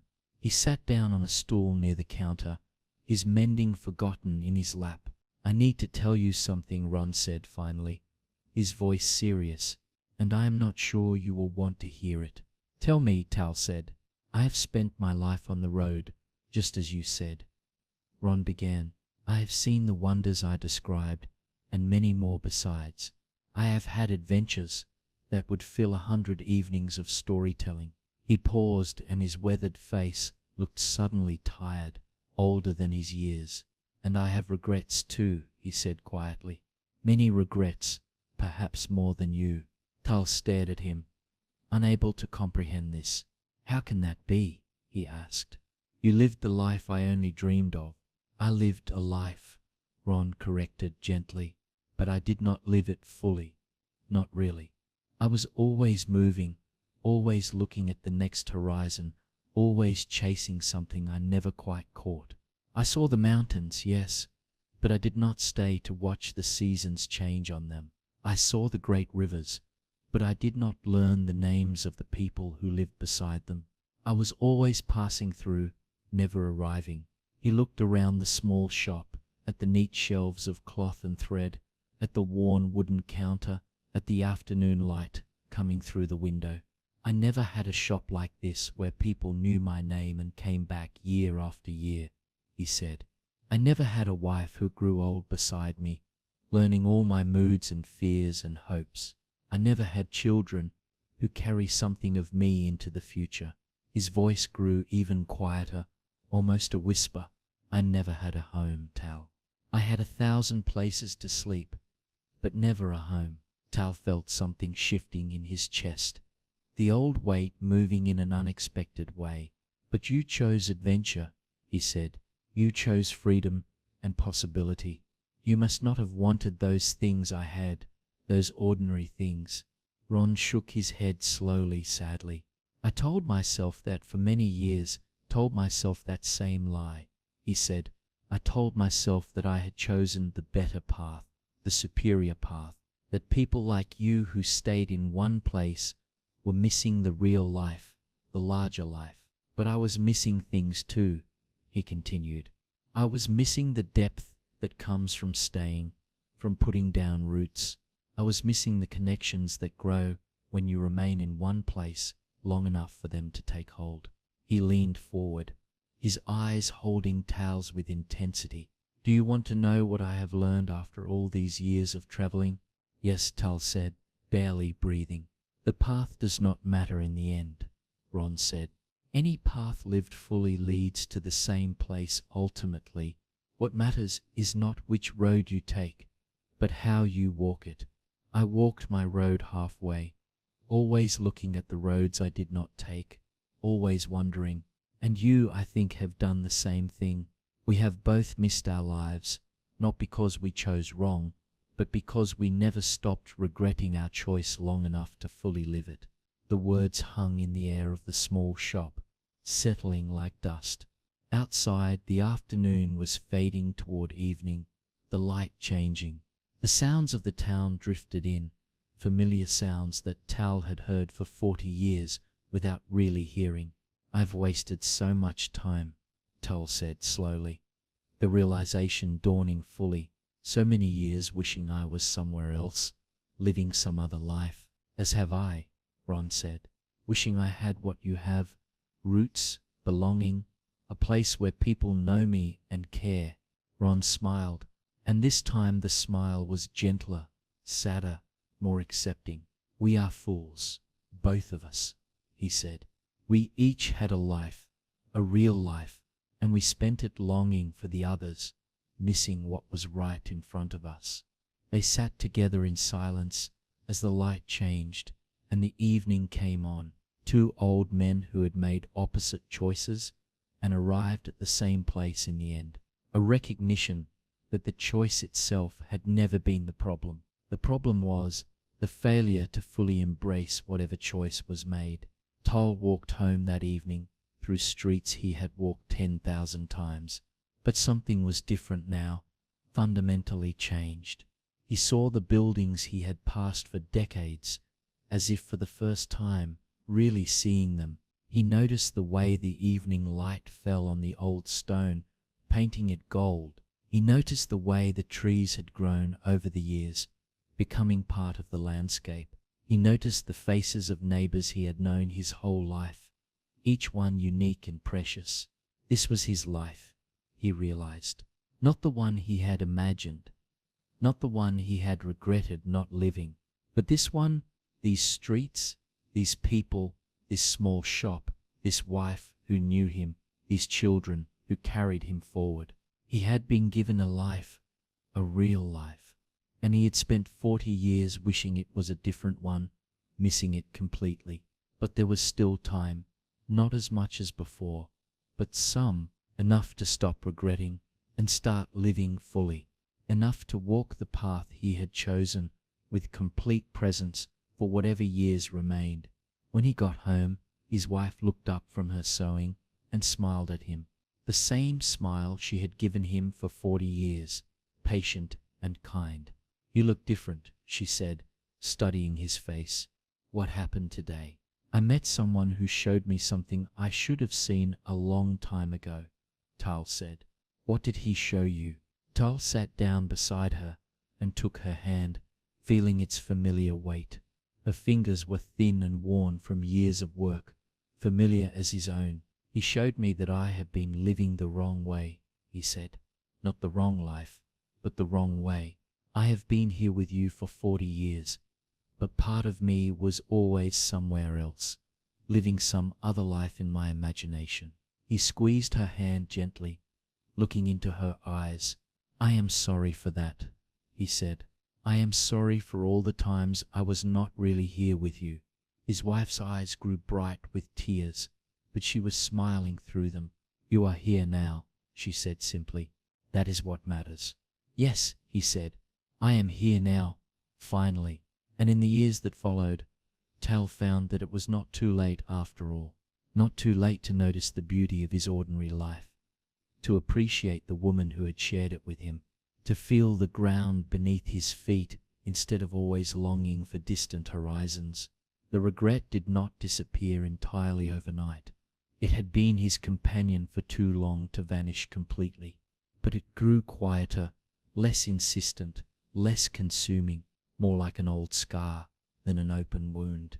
When Tal finally died many years later, he died at peace with himself, not because his life had been extraordinary or adventurous, but because he had finally allowed himself to fully live the ordinary life he had been given, the freedom of acceptance. We often believe that our unhappiness comes from making the wrong choice somewhere in our past. If only we had taken the other path. We tell ourselves everything would be different, everything would be better. But Zen teaches us that the path itself is not the real problem. The problem is our failure to commit fully to whatever path we are on. When we walk through life constantly looking backward at roads not taken, we cannot see the road beneath our feet. We miss the life we are actually living, while mourning the life we imagine we might have had. The Great Matter invites us to make peace with our choices, to accept them fully, not because they were perfect choices, because nothing is perfect, but because they are ours. They are what actually happened. Every choice closes some doors and opens others. This is inevitable. Every path has its gifts and its limitations, its joys and its sorrows. The question is not whether we chose correctly according to some external standard. The question is whether we are willing to be fully present for the life that our choices have created. Let me share one final story about someone who carried guilt for words she never spoke, the weight of love unexpressed. In a village where the hills rose green and gentle toward the distant mountains, there lived a woman named Sora, who carried a stone of guilt in her heart. It had been there for 5 years now, since the morning her father died, and it showed no signs of growing lighter with time. Her father had been a quiet man, a woodcutter who spent his days alone in the forest and his evenings by the fire, speaking little but always present in his own way. Sora had loved him deeply, with a daughter's whole heart, but she had never told him so, never spoken the words out loud. In her family, such things were not said directly or openly. Love was shown through actions, through the food prepared and the clothes mended and the work shared. Words of affection were rare, almost embarrassing to speak. When her father grew ill with a wasting sickness, Sora had tended to him carefully and devotedly. She had prepared his food exactly as he liked it, washed his clothes, sat beside him through long nights when the fever made him restless. She had done everything she could think of to show her love through action, but she had never said it, never spoken the words. She had never said, "I love you," or "thank you for everything," or "you were a good father." He had died on a quiet morning while she was in the other room preparing tea, as she did every morning. By the time she returned to his bedside, he was gone, slipped away. The words she had meant to say remained unspoken, locked inside her forever. For 5 years, Sora had carried this guilt like a physical weight. She should have said something, should have found the courage to speak what was in her heart. Now it was too late, the opportunity lost forever, and she would never have another chance to tell him. She spoke of this to no one, not even her husband. It was her private burden, her secret shame, her deepest regret. She went about her days caring for her mother, managing the household, doing what needed to be done, but the stone in her heart never grew lighter, never eased. One spring, an old woman came to the village to pay respects. Her name was Mina, and she had known Sora's father long ago when they were both young. She had moved away many years past to a town on the other side of the mountains, but she had heard of his death and had come finally to visit his grave. Sora offered her hospitality as custom demanded. She prepared food and tea, and they sat together in the small house where Sora had grown up, surrounded by the familiar objects of her father's life. His woodcutting tools still hung on the wall where he had left them. His chair still sat by the fire, empty now, but somehow still holding the shape of him. Mina was a small woman with white hair and kind, observant eyes. She looked around the room slowly, taking in each detail, each memory. "He was a good man, your father," she said quietly. "We grew up together in these same hills. Did you know that? We played together as children." "He never spoke of his childhood," Sora said, her voice tight. "He rarely spoke of anything personal." "No, he would not have," Mina agreed. "He was always quiet, even as a boy, but he noticed everything, remembered everything." Mina smiled at some distant memory only she could see. He was kind in ways that most people never saw, never recognized. Sora felt the familiar ache in her chest, the guilt rising. "I wish I had told him that," she said quietly. "I wish I had told him many things." Mina looked at her with gentle, knowing attention. "What things do you wish you had told him?" And so Sora told her everything, words finally pouring out. She told her about the words she had never spoken, the love she had never expressed directly, the guilt she had carried for 5 years like a stone. She told her about the morning he died, about the tea she was making while he slipped away, about the silence that had followed and never lifted. When she finished, there were tears on her cheeks, though she had not felt them fall. Mina was quiet for a long moment, letting the words settle. The afternoon light was soft through the window, falling across the floor in warm patterns. "May I tell you something about your father?" she said finally, her voice gentle. Sora nodded, unable to speak. The last time I saw him was 8 years ago, Mina said. I passed through this village on my way somewhere else, and I stopped to visit, to see an old friend. We sat together much as we are sitting now, and we talked about our lives, about the years that had passed, about the things that mattered to us. She paused, and her eyes were bright with the memory. He talked about you, Sora, for a long time. He talked about your kindness, your patience, your strength. He told me about how you listened to him, really listened, when most people just waited for their turn to speak. He told me about how you remembered the small things, his favorite foods, the songs he liked, the stories he had told you as a child. Sora's breath caught in her throat, tears flowing freely now. He said that you showed love in everything you did, Mina continued. The way you prepared his meals, always just the way he liked them. The way you mended his clothes so carefully that he could never find the stitches. The way you sat with him in the evenings, content to share silence, never needing to fill it with unnecessary chatter. Mina reached out and took Sora's hand in her own. He knew, Sora, she said, her voice full of certainty. He knew you loved him. He did not need the words because you spoke to him in a language deeper than words. Every meal you cooked, every shirt you mended, every evening you spent beside him in comfortable silence. Those were all ways of saying what you think you never said. Sora felt something break open in her chest, crack apart. The stone she had carried for 5 years, heavy and cold, suddenly cracked, and something warm flowed into the space where it had been. But I wanted to say it, she whispered through her tears. I wanted him to hear the actual words. I know you did, Mina said gently, and perhaps that would have been a gift for both of you, an added blessing.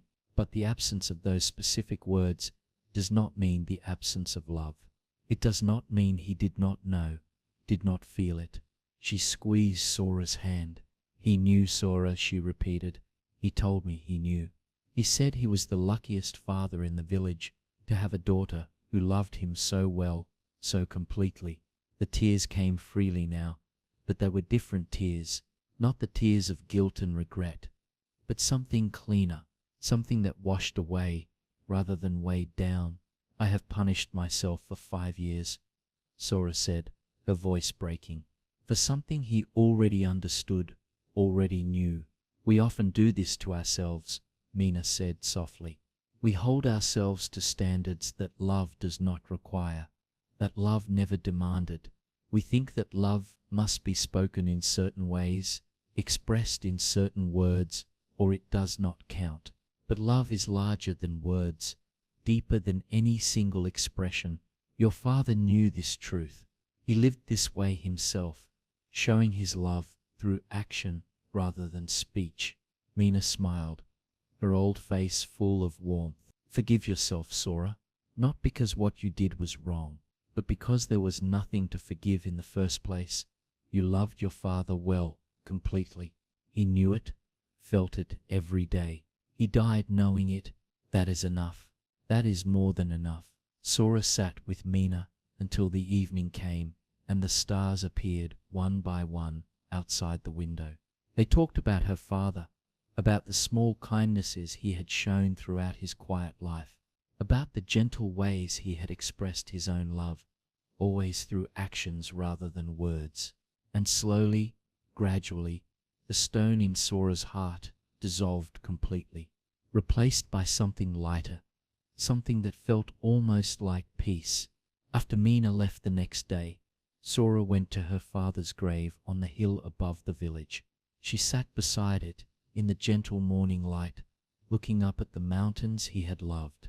I love you, she said aloud, the words coming easily now. Thank you for everything. You were a good father, the best father.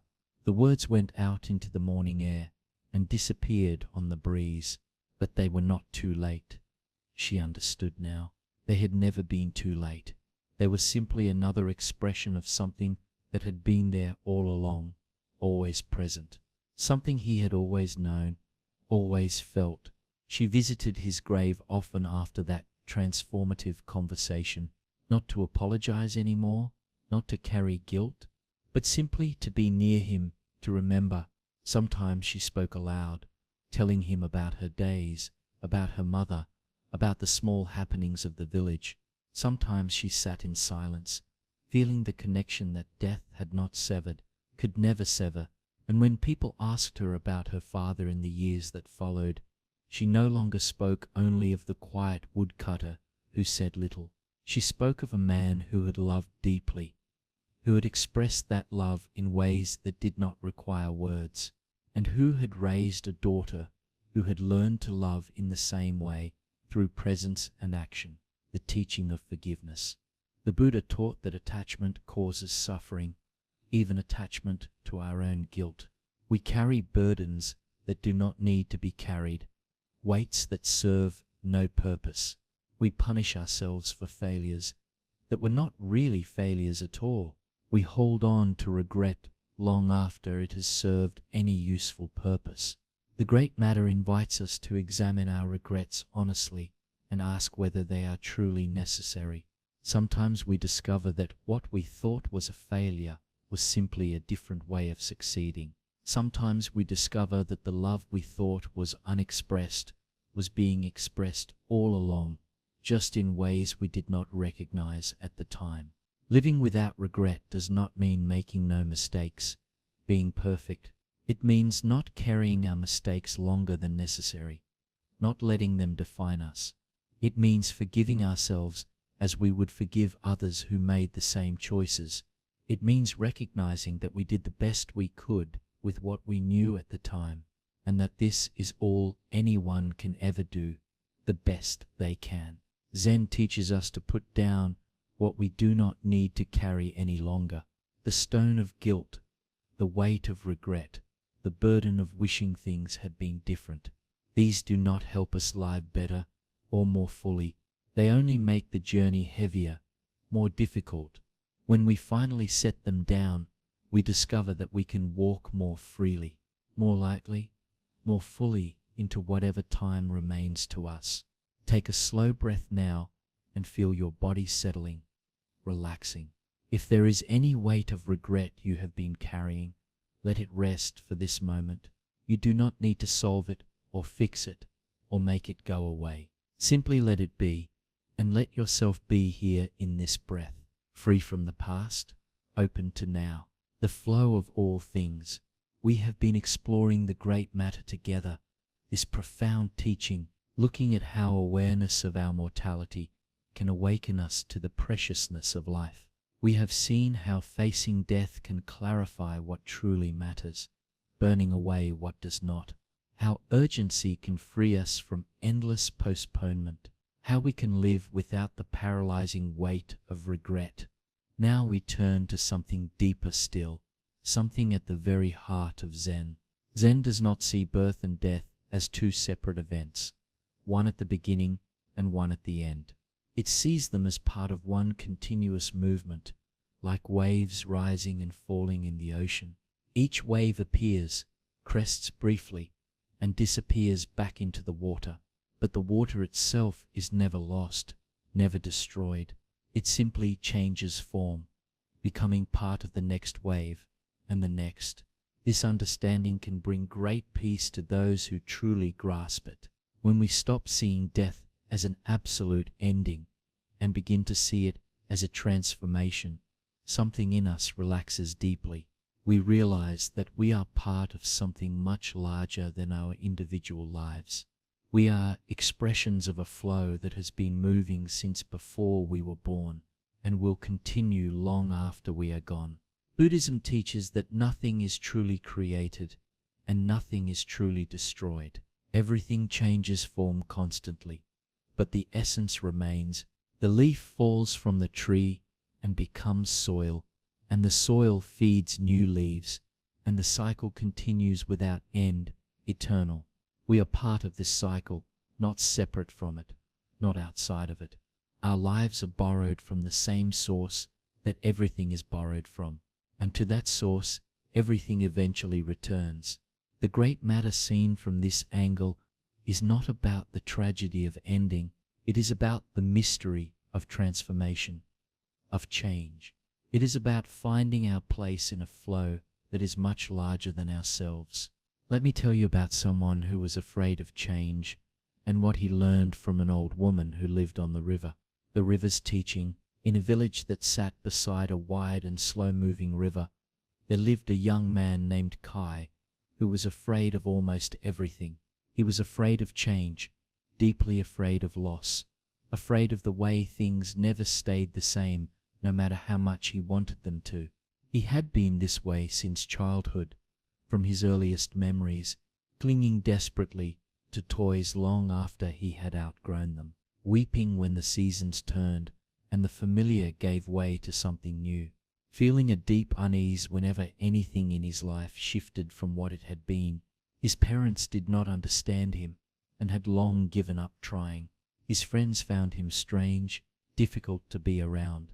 But Kai could not help what he felt, could not change it.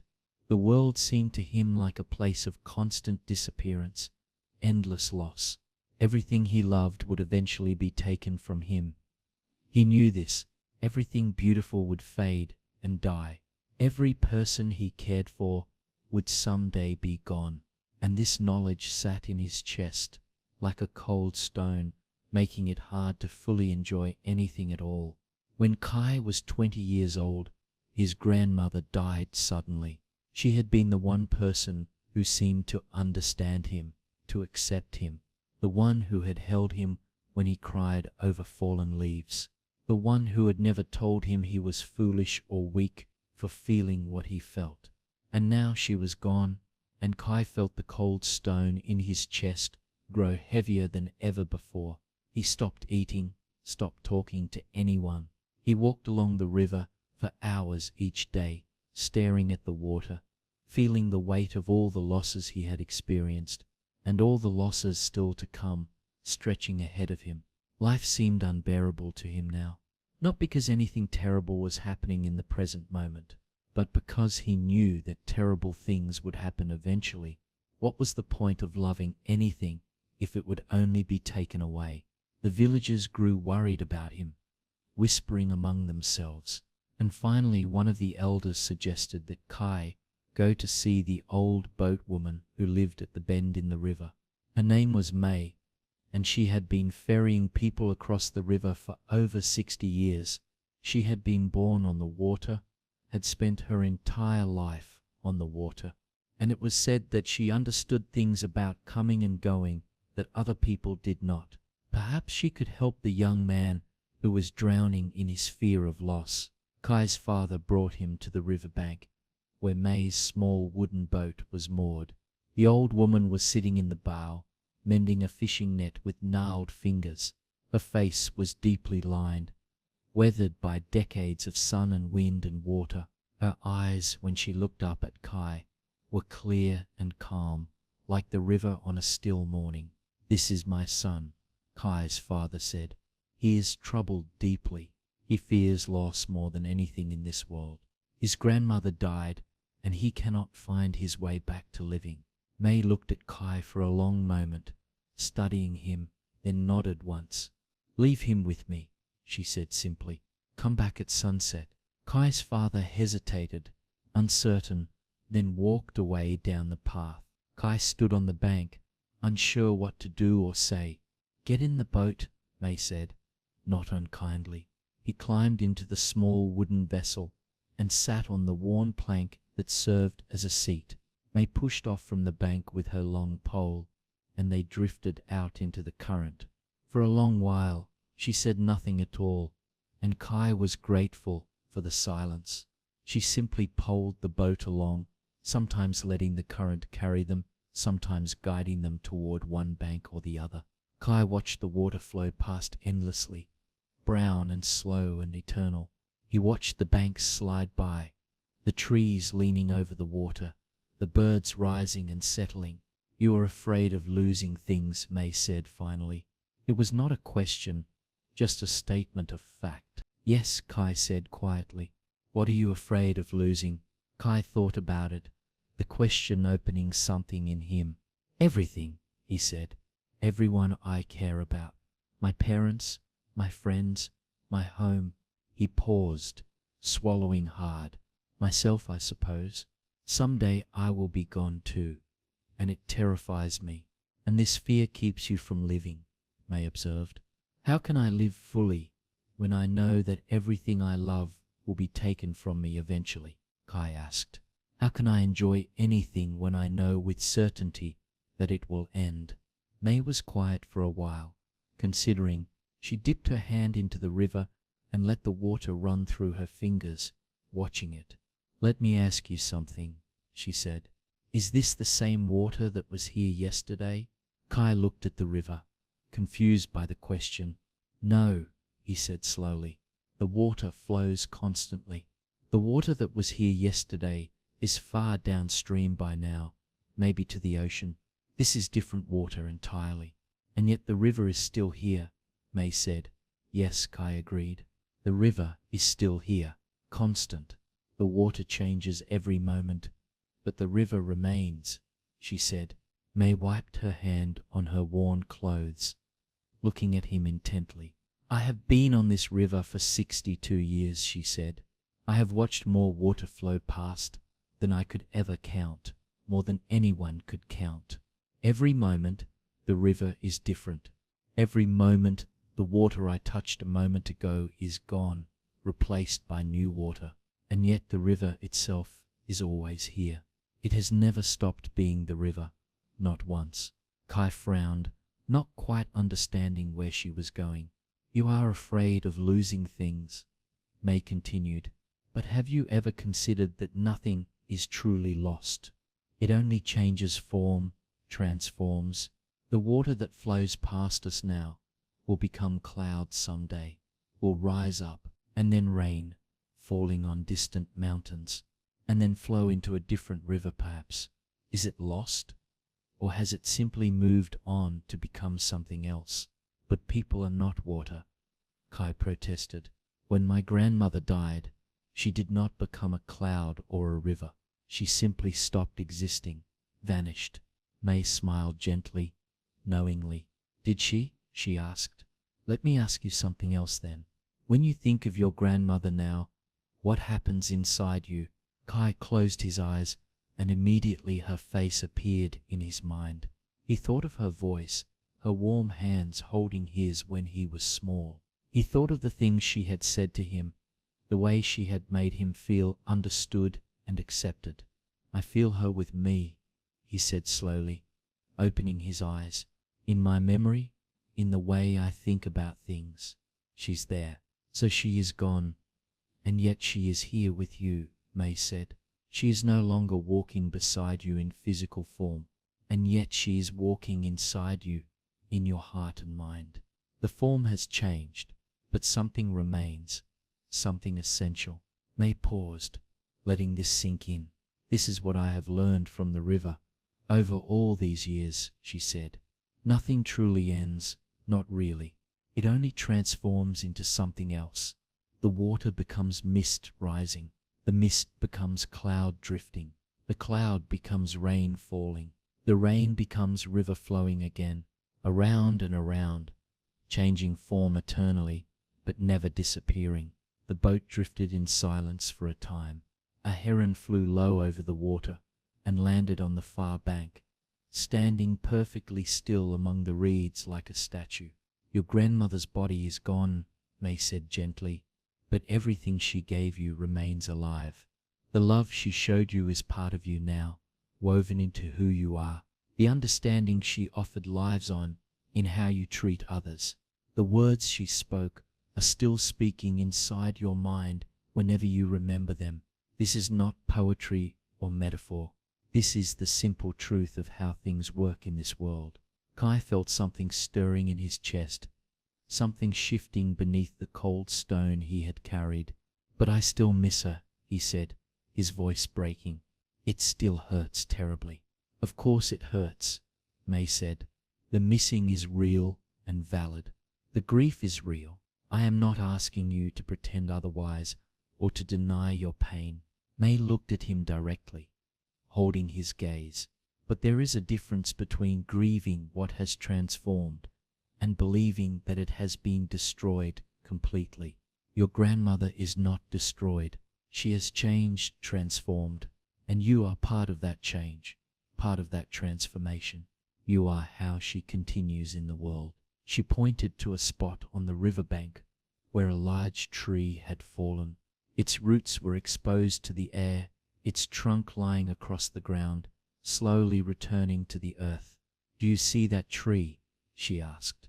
It fell in a storm 3 winters ago. It was the largest tree on this part of the river. I had watched it for 60 years, watched it grow. I had tied my boat to its roots more times than I could count. When it fell, I was sad, genuinely sad. I missed its shade, its presence, its familiar shape against the sky. She guided the boat closer to the fallen tree. But look at it now, she said. Look closely at what is growing from it. Kai looked, really looked. The fallen trunk was covered completely with soft moss and small ferns. Mushrooms sprouted from its bark in clusters. At its base, young saplings were growing tall, fed by the nutrients the old tree was releasing as it returned to the earth. The old tree is gone as a standing tree, May said, but it is not gone from the world, not at all. It is becoming these new trees, this moss, these mushrooms. It is feeding the very soil it once grew from. Its death is their life. Don't you see? Kai stared at the fallen tree, seeing it differently now, seeing it not as death, but as transformation, as continuation. And your grandmother is like this, May continued. She is everywhere you look, if you know how to see properly. In you, in everyone whose life she touched during her time here, in the ripples of kindness that spread out from her kindness, touching people she never even met. The form is gone, yes, but the love remains, spreading outward. They floated on in the deepening afternoon. The sun moved across the sky, and the light changed on the water, shifting from gold to amber, to the soft pink of approaching evening. I have ferried many people across this river, May said quietly. Happy people and sad people, young and old, coming and going constantly. And do you know what I have learned from all of this? Kai shook his head, waiting. I have learned that the crossing never ends, she said. We think there are 2 banks, here and there, life and death, having and losing. But really, there is only the river, only the flowing. We are all always crossing, always in between, always moving from one form to another. She smiled, her weathered face peaceful. The fear comes when we try to hold on to one bank or the other, to freeze things. The peace comes when we let ourselves flow, when we accept the movement. She guided the boat back toward the village as the sun began to set. The sun was painting the water copper and gold, breathtakingly beautiful. Kai's father was waiting on the bank, worry on his face. But Kai was not the same person who had climbed into the boat that morning. Something had loosened in him, shifted. The cold stone was still there, but it felt smaller now, less solid.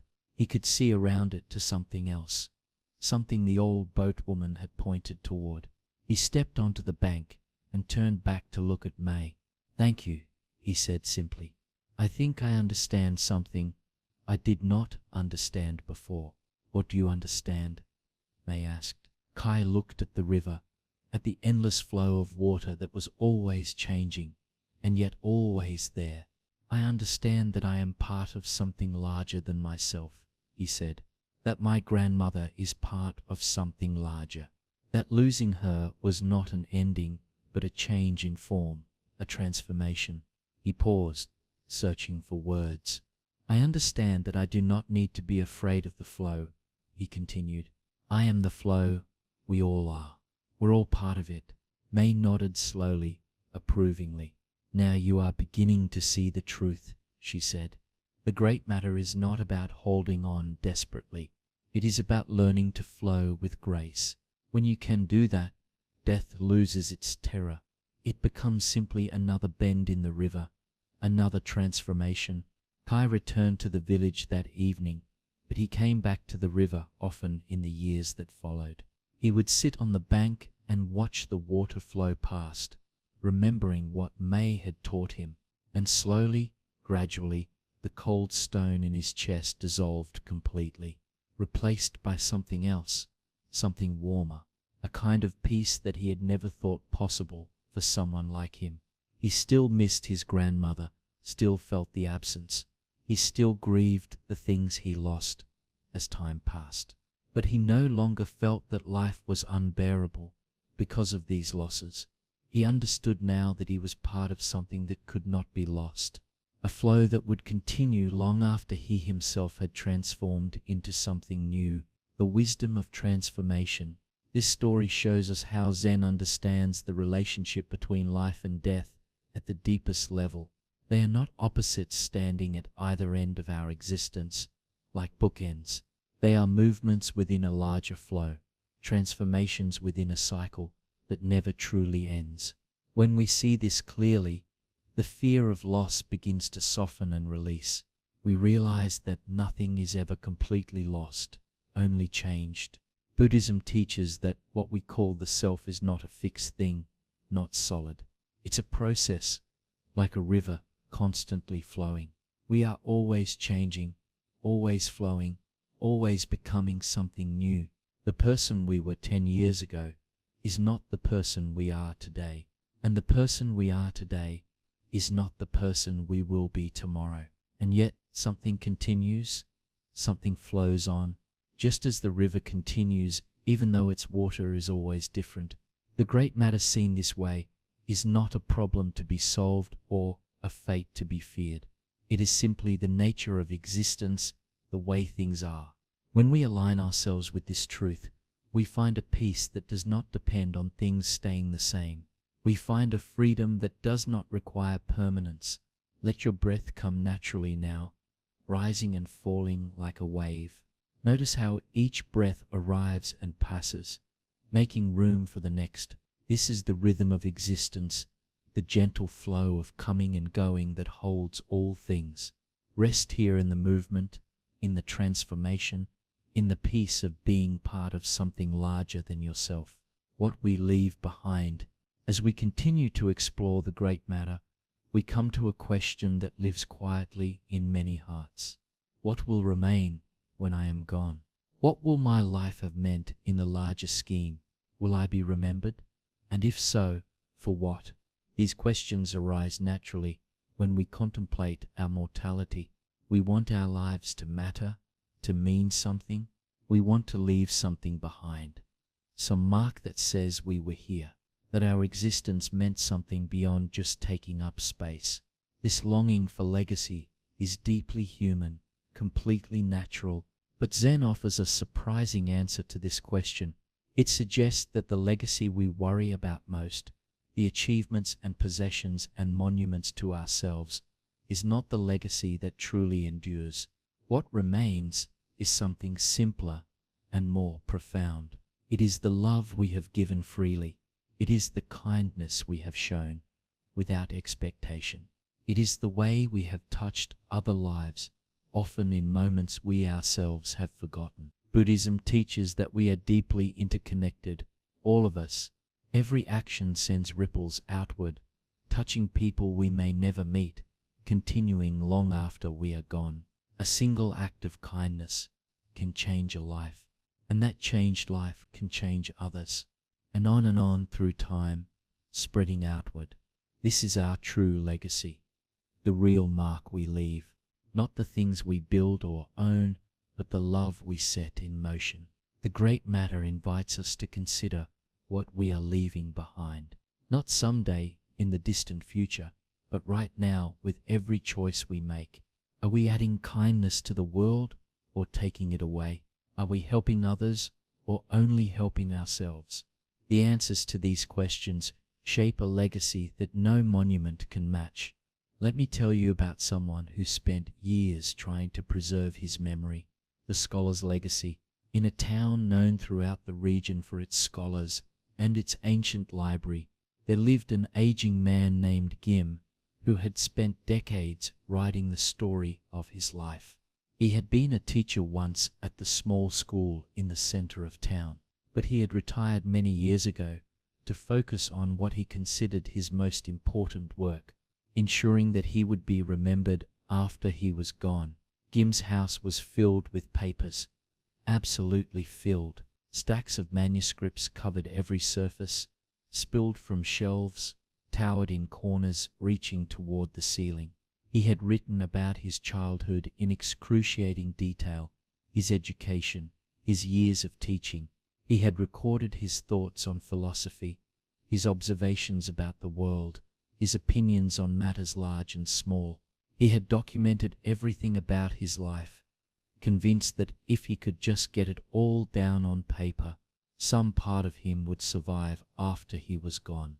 But now Gim was old, and a troubling realization had begun to creep into his mind like cold fog. He had written thousands of pages, years of work, but who would read them? His students had long since grown up and moved away, scattered. The library already had more books than anyone could read in a lifetime. His manuscripts would likely sit on a shelf gathering dust for a time, and eventually they would be moved to a storage room where no one ever visited. The carefully preserved facts of his life would fade from memory like morning mist. The thought haunted him, kept him awake at night. All those years of work, all those careful words, and in the end, perhaps none of it would matter. Perhaps he would be forgotten anyway, just another old teacher in a town that had known many teachers. There was an old woman named Pei who came to the temple near Gim's house each morning to clean. She had done this work for as long as anyone could remember, longer than Gim had lived in the town, sweeping the floors, polishing the wooden beams, tending to the small garden in the courtyard with care. She could not read, had never written anything in her entire life. By the standards Gim used to measure worth, her life had accomplished nothing at all. And yet, people spoke of Pei with a warmth that puzzled Gim deeply. When her name came up in conversation, faces would soften, voices were gentle, people would share small stories about her, moments of kindness they had received, words she had spoken that had stayed with them. She seemed to be woven into the fabric of the town in a way that Gim, for all his writing, was not. One morning, Gim found himself walking to the temple without quite knowing why. Perhaps he was lonely, he admitted to himself. Perhaps he was hoping to find some answer to the question that plagued him. He found Pei in the courtyard, sweeping fallen leaves with a worn bamboo broom, moving slowly. "Good morning," he said, his voice uncertain. She looked up and smiled, and her face was deeply lined, her hair completely white, but her eyes were bright and present, fully engaged. "Good morning," she replied. "You are the teacher who writes all the books, aren't you?" "You know of me?" Gim asked, surprised and pleased. "Everyone knows of you," she said simply. "You have been writing for many years, documenting everything. People say you are trying to capture your whole life in words." Gim felt a flush of pride followed quickly by the familiar anxiety. "Yes, but I wonder sometimes if anyone will actually read what I have written. I wonder if it will matter at all in the end." Pei nodded slowly, as if this were a reasonable concern. "Understandable. You want to be remembered," she observed. "Is that wrong?" Gim asked. "To want your life to mean something, to want some part of you to continue after you are gone." "It is not wrong at all," Pei said gently. "It is very human, very natural." She continued sweeping, her movements slow and rhythmic, almost meditative. "But may I tell you something I have noticed in all my years of cleaning this temple?" she asked. "Please," Gim said. "Many learned people have passed through here over the decades," she began. "Scholars and teachers and monks who wrote many books and gave many lectures. Their names are recorded carefully in the temple archives. Their writings sit on the library shelves, preserved." She paused and looked at him directly, her gaze penetrating. "But when people come to this temple and speak of those who have touched their lives, they do not speak of the scholars. They don't mention the famous names or the important books. Who do they speak of? Gim asked quietly. They speak of small kindnesses received. Pei said. They speak of the monk who noticed they were hungry and brought them food without being asked. They speak of the teacher who saw they were struggling and stayed late to help them. They speak of the stranger who smiled at them on a dark day and made them feel less alone. She smiled gently, knowingly. They speak of moments that the giver probably forgot completely, she continued. But the receiver never did, never will. Gim was quiet for a moment, absorbing this. He thought of all the pages he had written, all the careful documentation of his life. He had recorded his achievements, his thoughts, his opinions on everything. But had he recorded the moments that actually mattered? Did he even remember them? Your teacher, Pei said suddenly, the one who taught you to read when you were a child. Do you remember him? Gim thought back decades, back to the small school where he had first learned his letters. Yes, he said. His name was Master Yun. What do you remember about him specifically? Gim searched his memory, and what came up surprised him. He was patient beyond measure, he said slowly. When I struggled with a difficult character, when I couldn't understand, he did not scold me or show impatience. He would sit beside me and guide my hand gently until I understood. The memory was vivid, more vivid than he expected, sharp and clear. Once when I was sick and fell behind the other students, he came to my house in the evenings to help me catch up. Gim continued. He did not have to do that at all. He had his own family, his own work, his own concerns, but he came anyway, night after night, until I was caught up. Another memory surfaced, one he had not thought of in decades, buried deep. And there was a day when some older boys were tormenting me, he said. They were calling me names, pushing me around, making my life miserable. Master Yun saw it happening. He did not just stop them and walk away. He sat down with me afterward and talked to me, really talked. He told me that my worth did not depend on what others thought of me. He said that kindness and persistence would carry me further than any cruelty could hold me back. Gim's voice grew quieter as he spoke, almost a whisper. I have never forgotten that conversation, he admitted. I think about it still when I am feeling low or uncertain. His words have stayed with me for over 60 years. Did Master Yun write books about himself? Pei asked gently. Did he document his life carefully for posterity? No, I do not think so, Gim said slowly. I never heard of any writings, and yet you remember him vividly decades later. Pei observed. You remember his kindness, his patience, his willingness to help a struggling student. That is his legacy, not words on a page, but the way he treated you, and perhaps the way you in turn have treated others because of what he showed you. Gim felt something shifting in his chest, the ground moving beneath him. He thought about his own years of teaching before he had retired to write. Had he been patient with struggling students the way Master Yun had been with him? Had he stayed late to help those who were falling behind? He could not quite remember, could not be sure. He had been so focused on the content, on the curriculum, on preparing students for examinations and success. He was not sure he had been truly present for them as people, as individuals. I have been writing about the wrong things, he said slowly, the realization dawning. I have been trying to preserve facts and events and achievements, but what lasts is not facts and events. It is how we made people feel, how we treated them. Pei nodded, understanding in her eyes. I cannot read, as you know, she said. I have never written a single word in my entire life. When I die, there will be no record of my life, no documents or archives. But I have swept this courtyard for 40 years, and in that time I have spoken with many people who came here. I have listened to their troubles when they needed someone to listen. I have smiled at them when they looked sad or lost. I have remembered their names, their children's names, the things that mattered to them. She gestured at the temple around them, at the clean courtyard, the polished beams. This is my book, she said.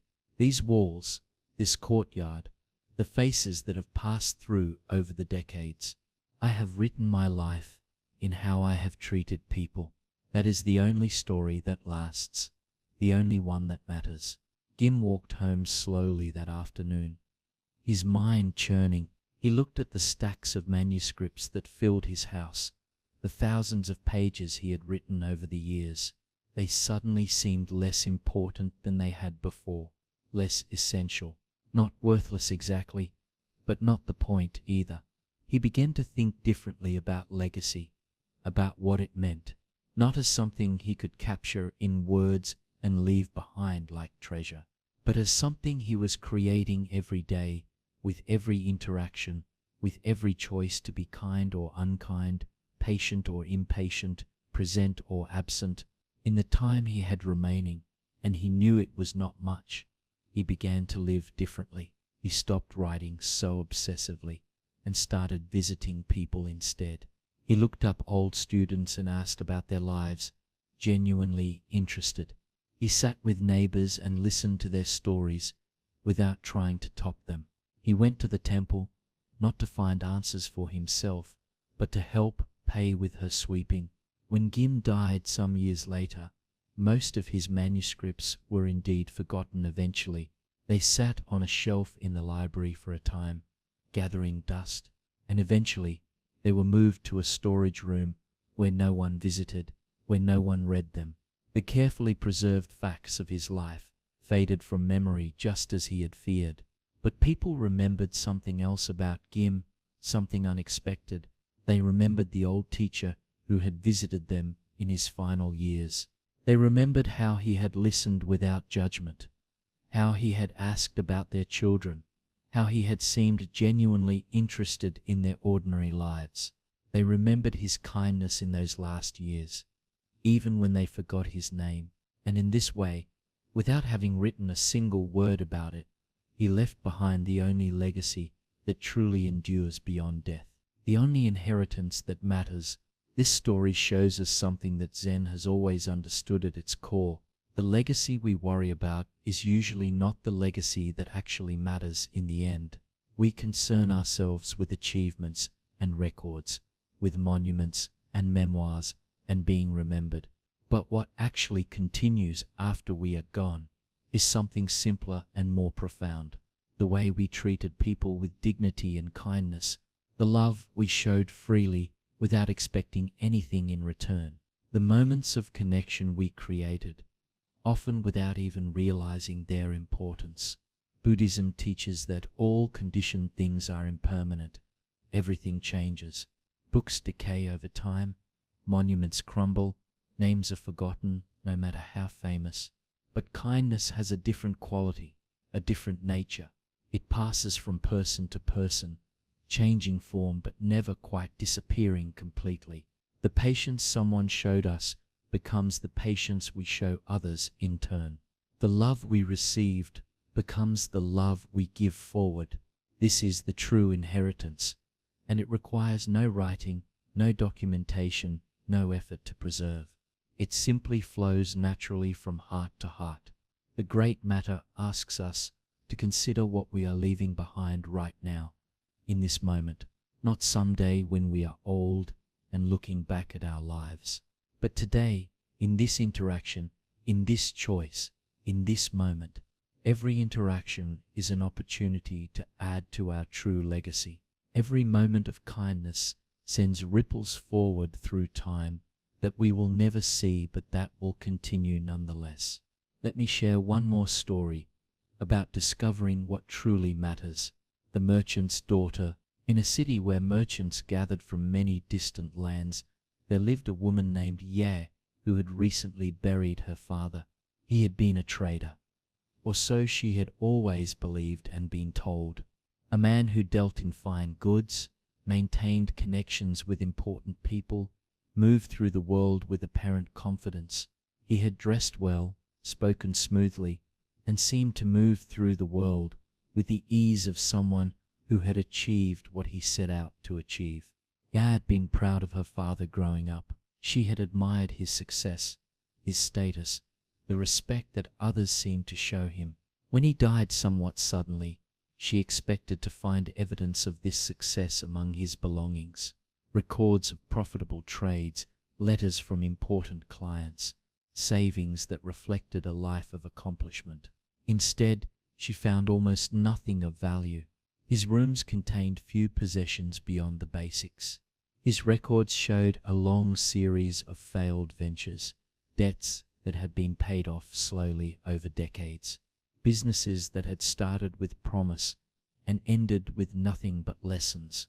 The fine clothes he wore had been his only ones, carefully maintained to create an impression that did not match underlying reality. The ease she had seen in him was not the ease of material success. It was something else entirely, something she did not understand at first. Ya felt the ground shifting beneath her, her worldview crumbling. The father she thought she knew seemed to dissolve like morning mist, replaced by a stranger whose life she could not comprehend. Who had he really been underneath the surface?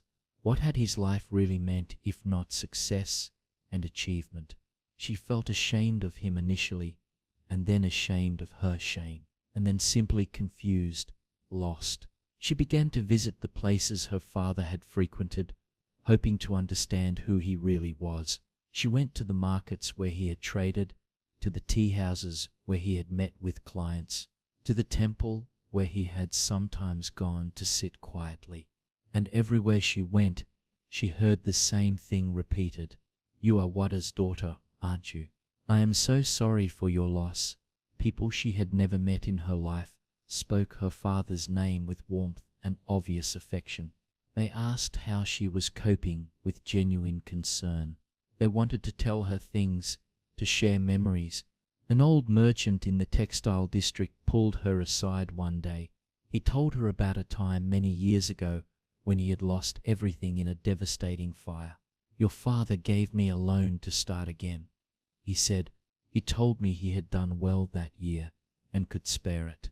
I learned later, much later, that he had done poorly that year, that he himself was struggling badly, but he helped me anyway, without hesitation.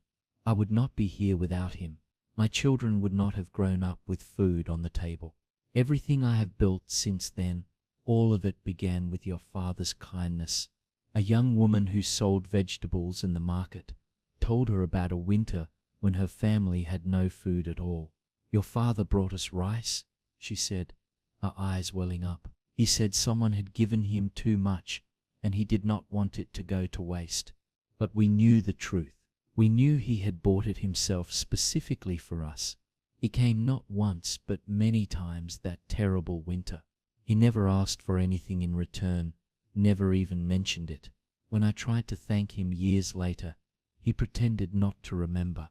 An old man who swept the streets, invisible to most, shared his own memory. "He was the only one who asked my name," he said quietly.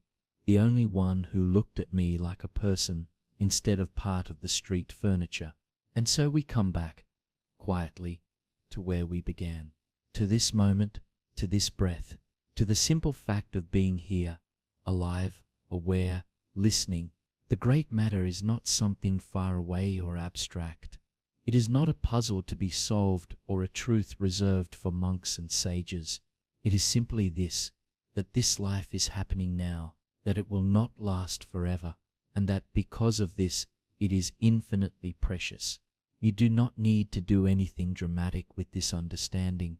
You do not need to change your life overnight, or make grand declarations or perfect choices. Zen never asks for that. It only asks that you stop missing what is already here. This breath, this quiet, this moment that will never return in exactly the same way. Everything we explored tonight, impermanence, urgency, regret, forgiveness, legacy, transformation, points back to the same simple truth. Nothing is wasted when we are present. No moment is too small to matter. No ordinary life is insignificant when it is lived with awareness. You do not need more time than you have. You do not need a different life than the one you are living. You do not need to wait for conditions to improve. This life, exactly as it is right now, is the place where awakening happens. The great matter does not ask you to stare constantly at death. It asks you to let the knowledge of impermanence soften your grip, to loosen the tight fist of postponement, to open your hands to what is already here. When you know that everything changes, you begin to hold everything more gently. When you know that nothing lasts, you stop taking things for granted. And when you truly understand that this moment will never come again, you finally arrive in it. If there are words you have been meaning to say, let them come when they can. If there is kindness you have been holding back, let it flow naturally. If there is regret you have been carrying longer than necessary, consider setting it down. Nothing essential requires perfection, only presence, only sincerity, only the willingness to be here for your own life. Now allow your breath to slow. Feel the rise and fall without trying to change it. Feel the quiet weight of your body resting where it is. Notice the simple miracle of awareness, how sounds arrive, how thoughts drift, how the world continues to unfold without effort. There is nothing else you need to understand tonight, nothing you need to remember, nothing you need to solve. The great matter is already taking care of itself. Your only task, if it can even be called that, is to be here while it does. And so we rest, in the knowledge that this life is brief, in the comfort that this moment is enough, in the quiet trust that nothing essential is missing. Thank you for spending this time together. Wherever you are, whatever time it is for you, may you rest gently in the preciousness of being here. Good night.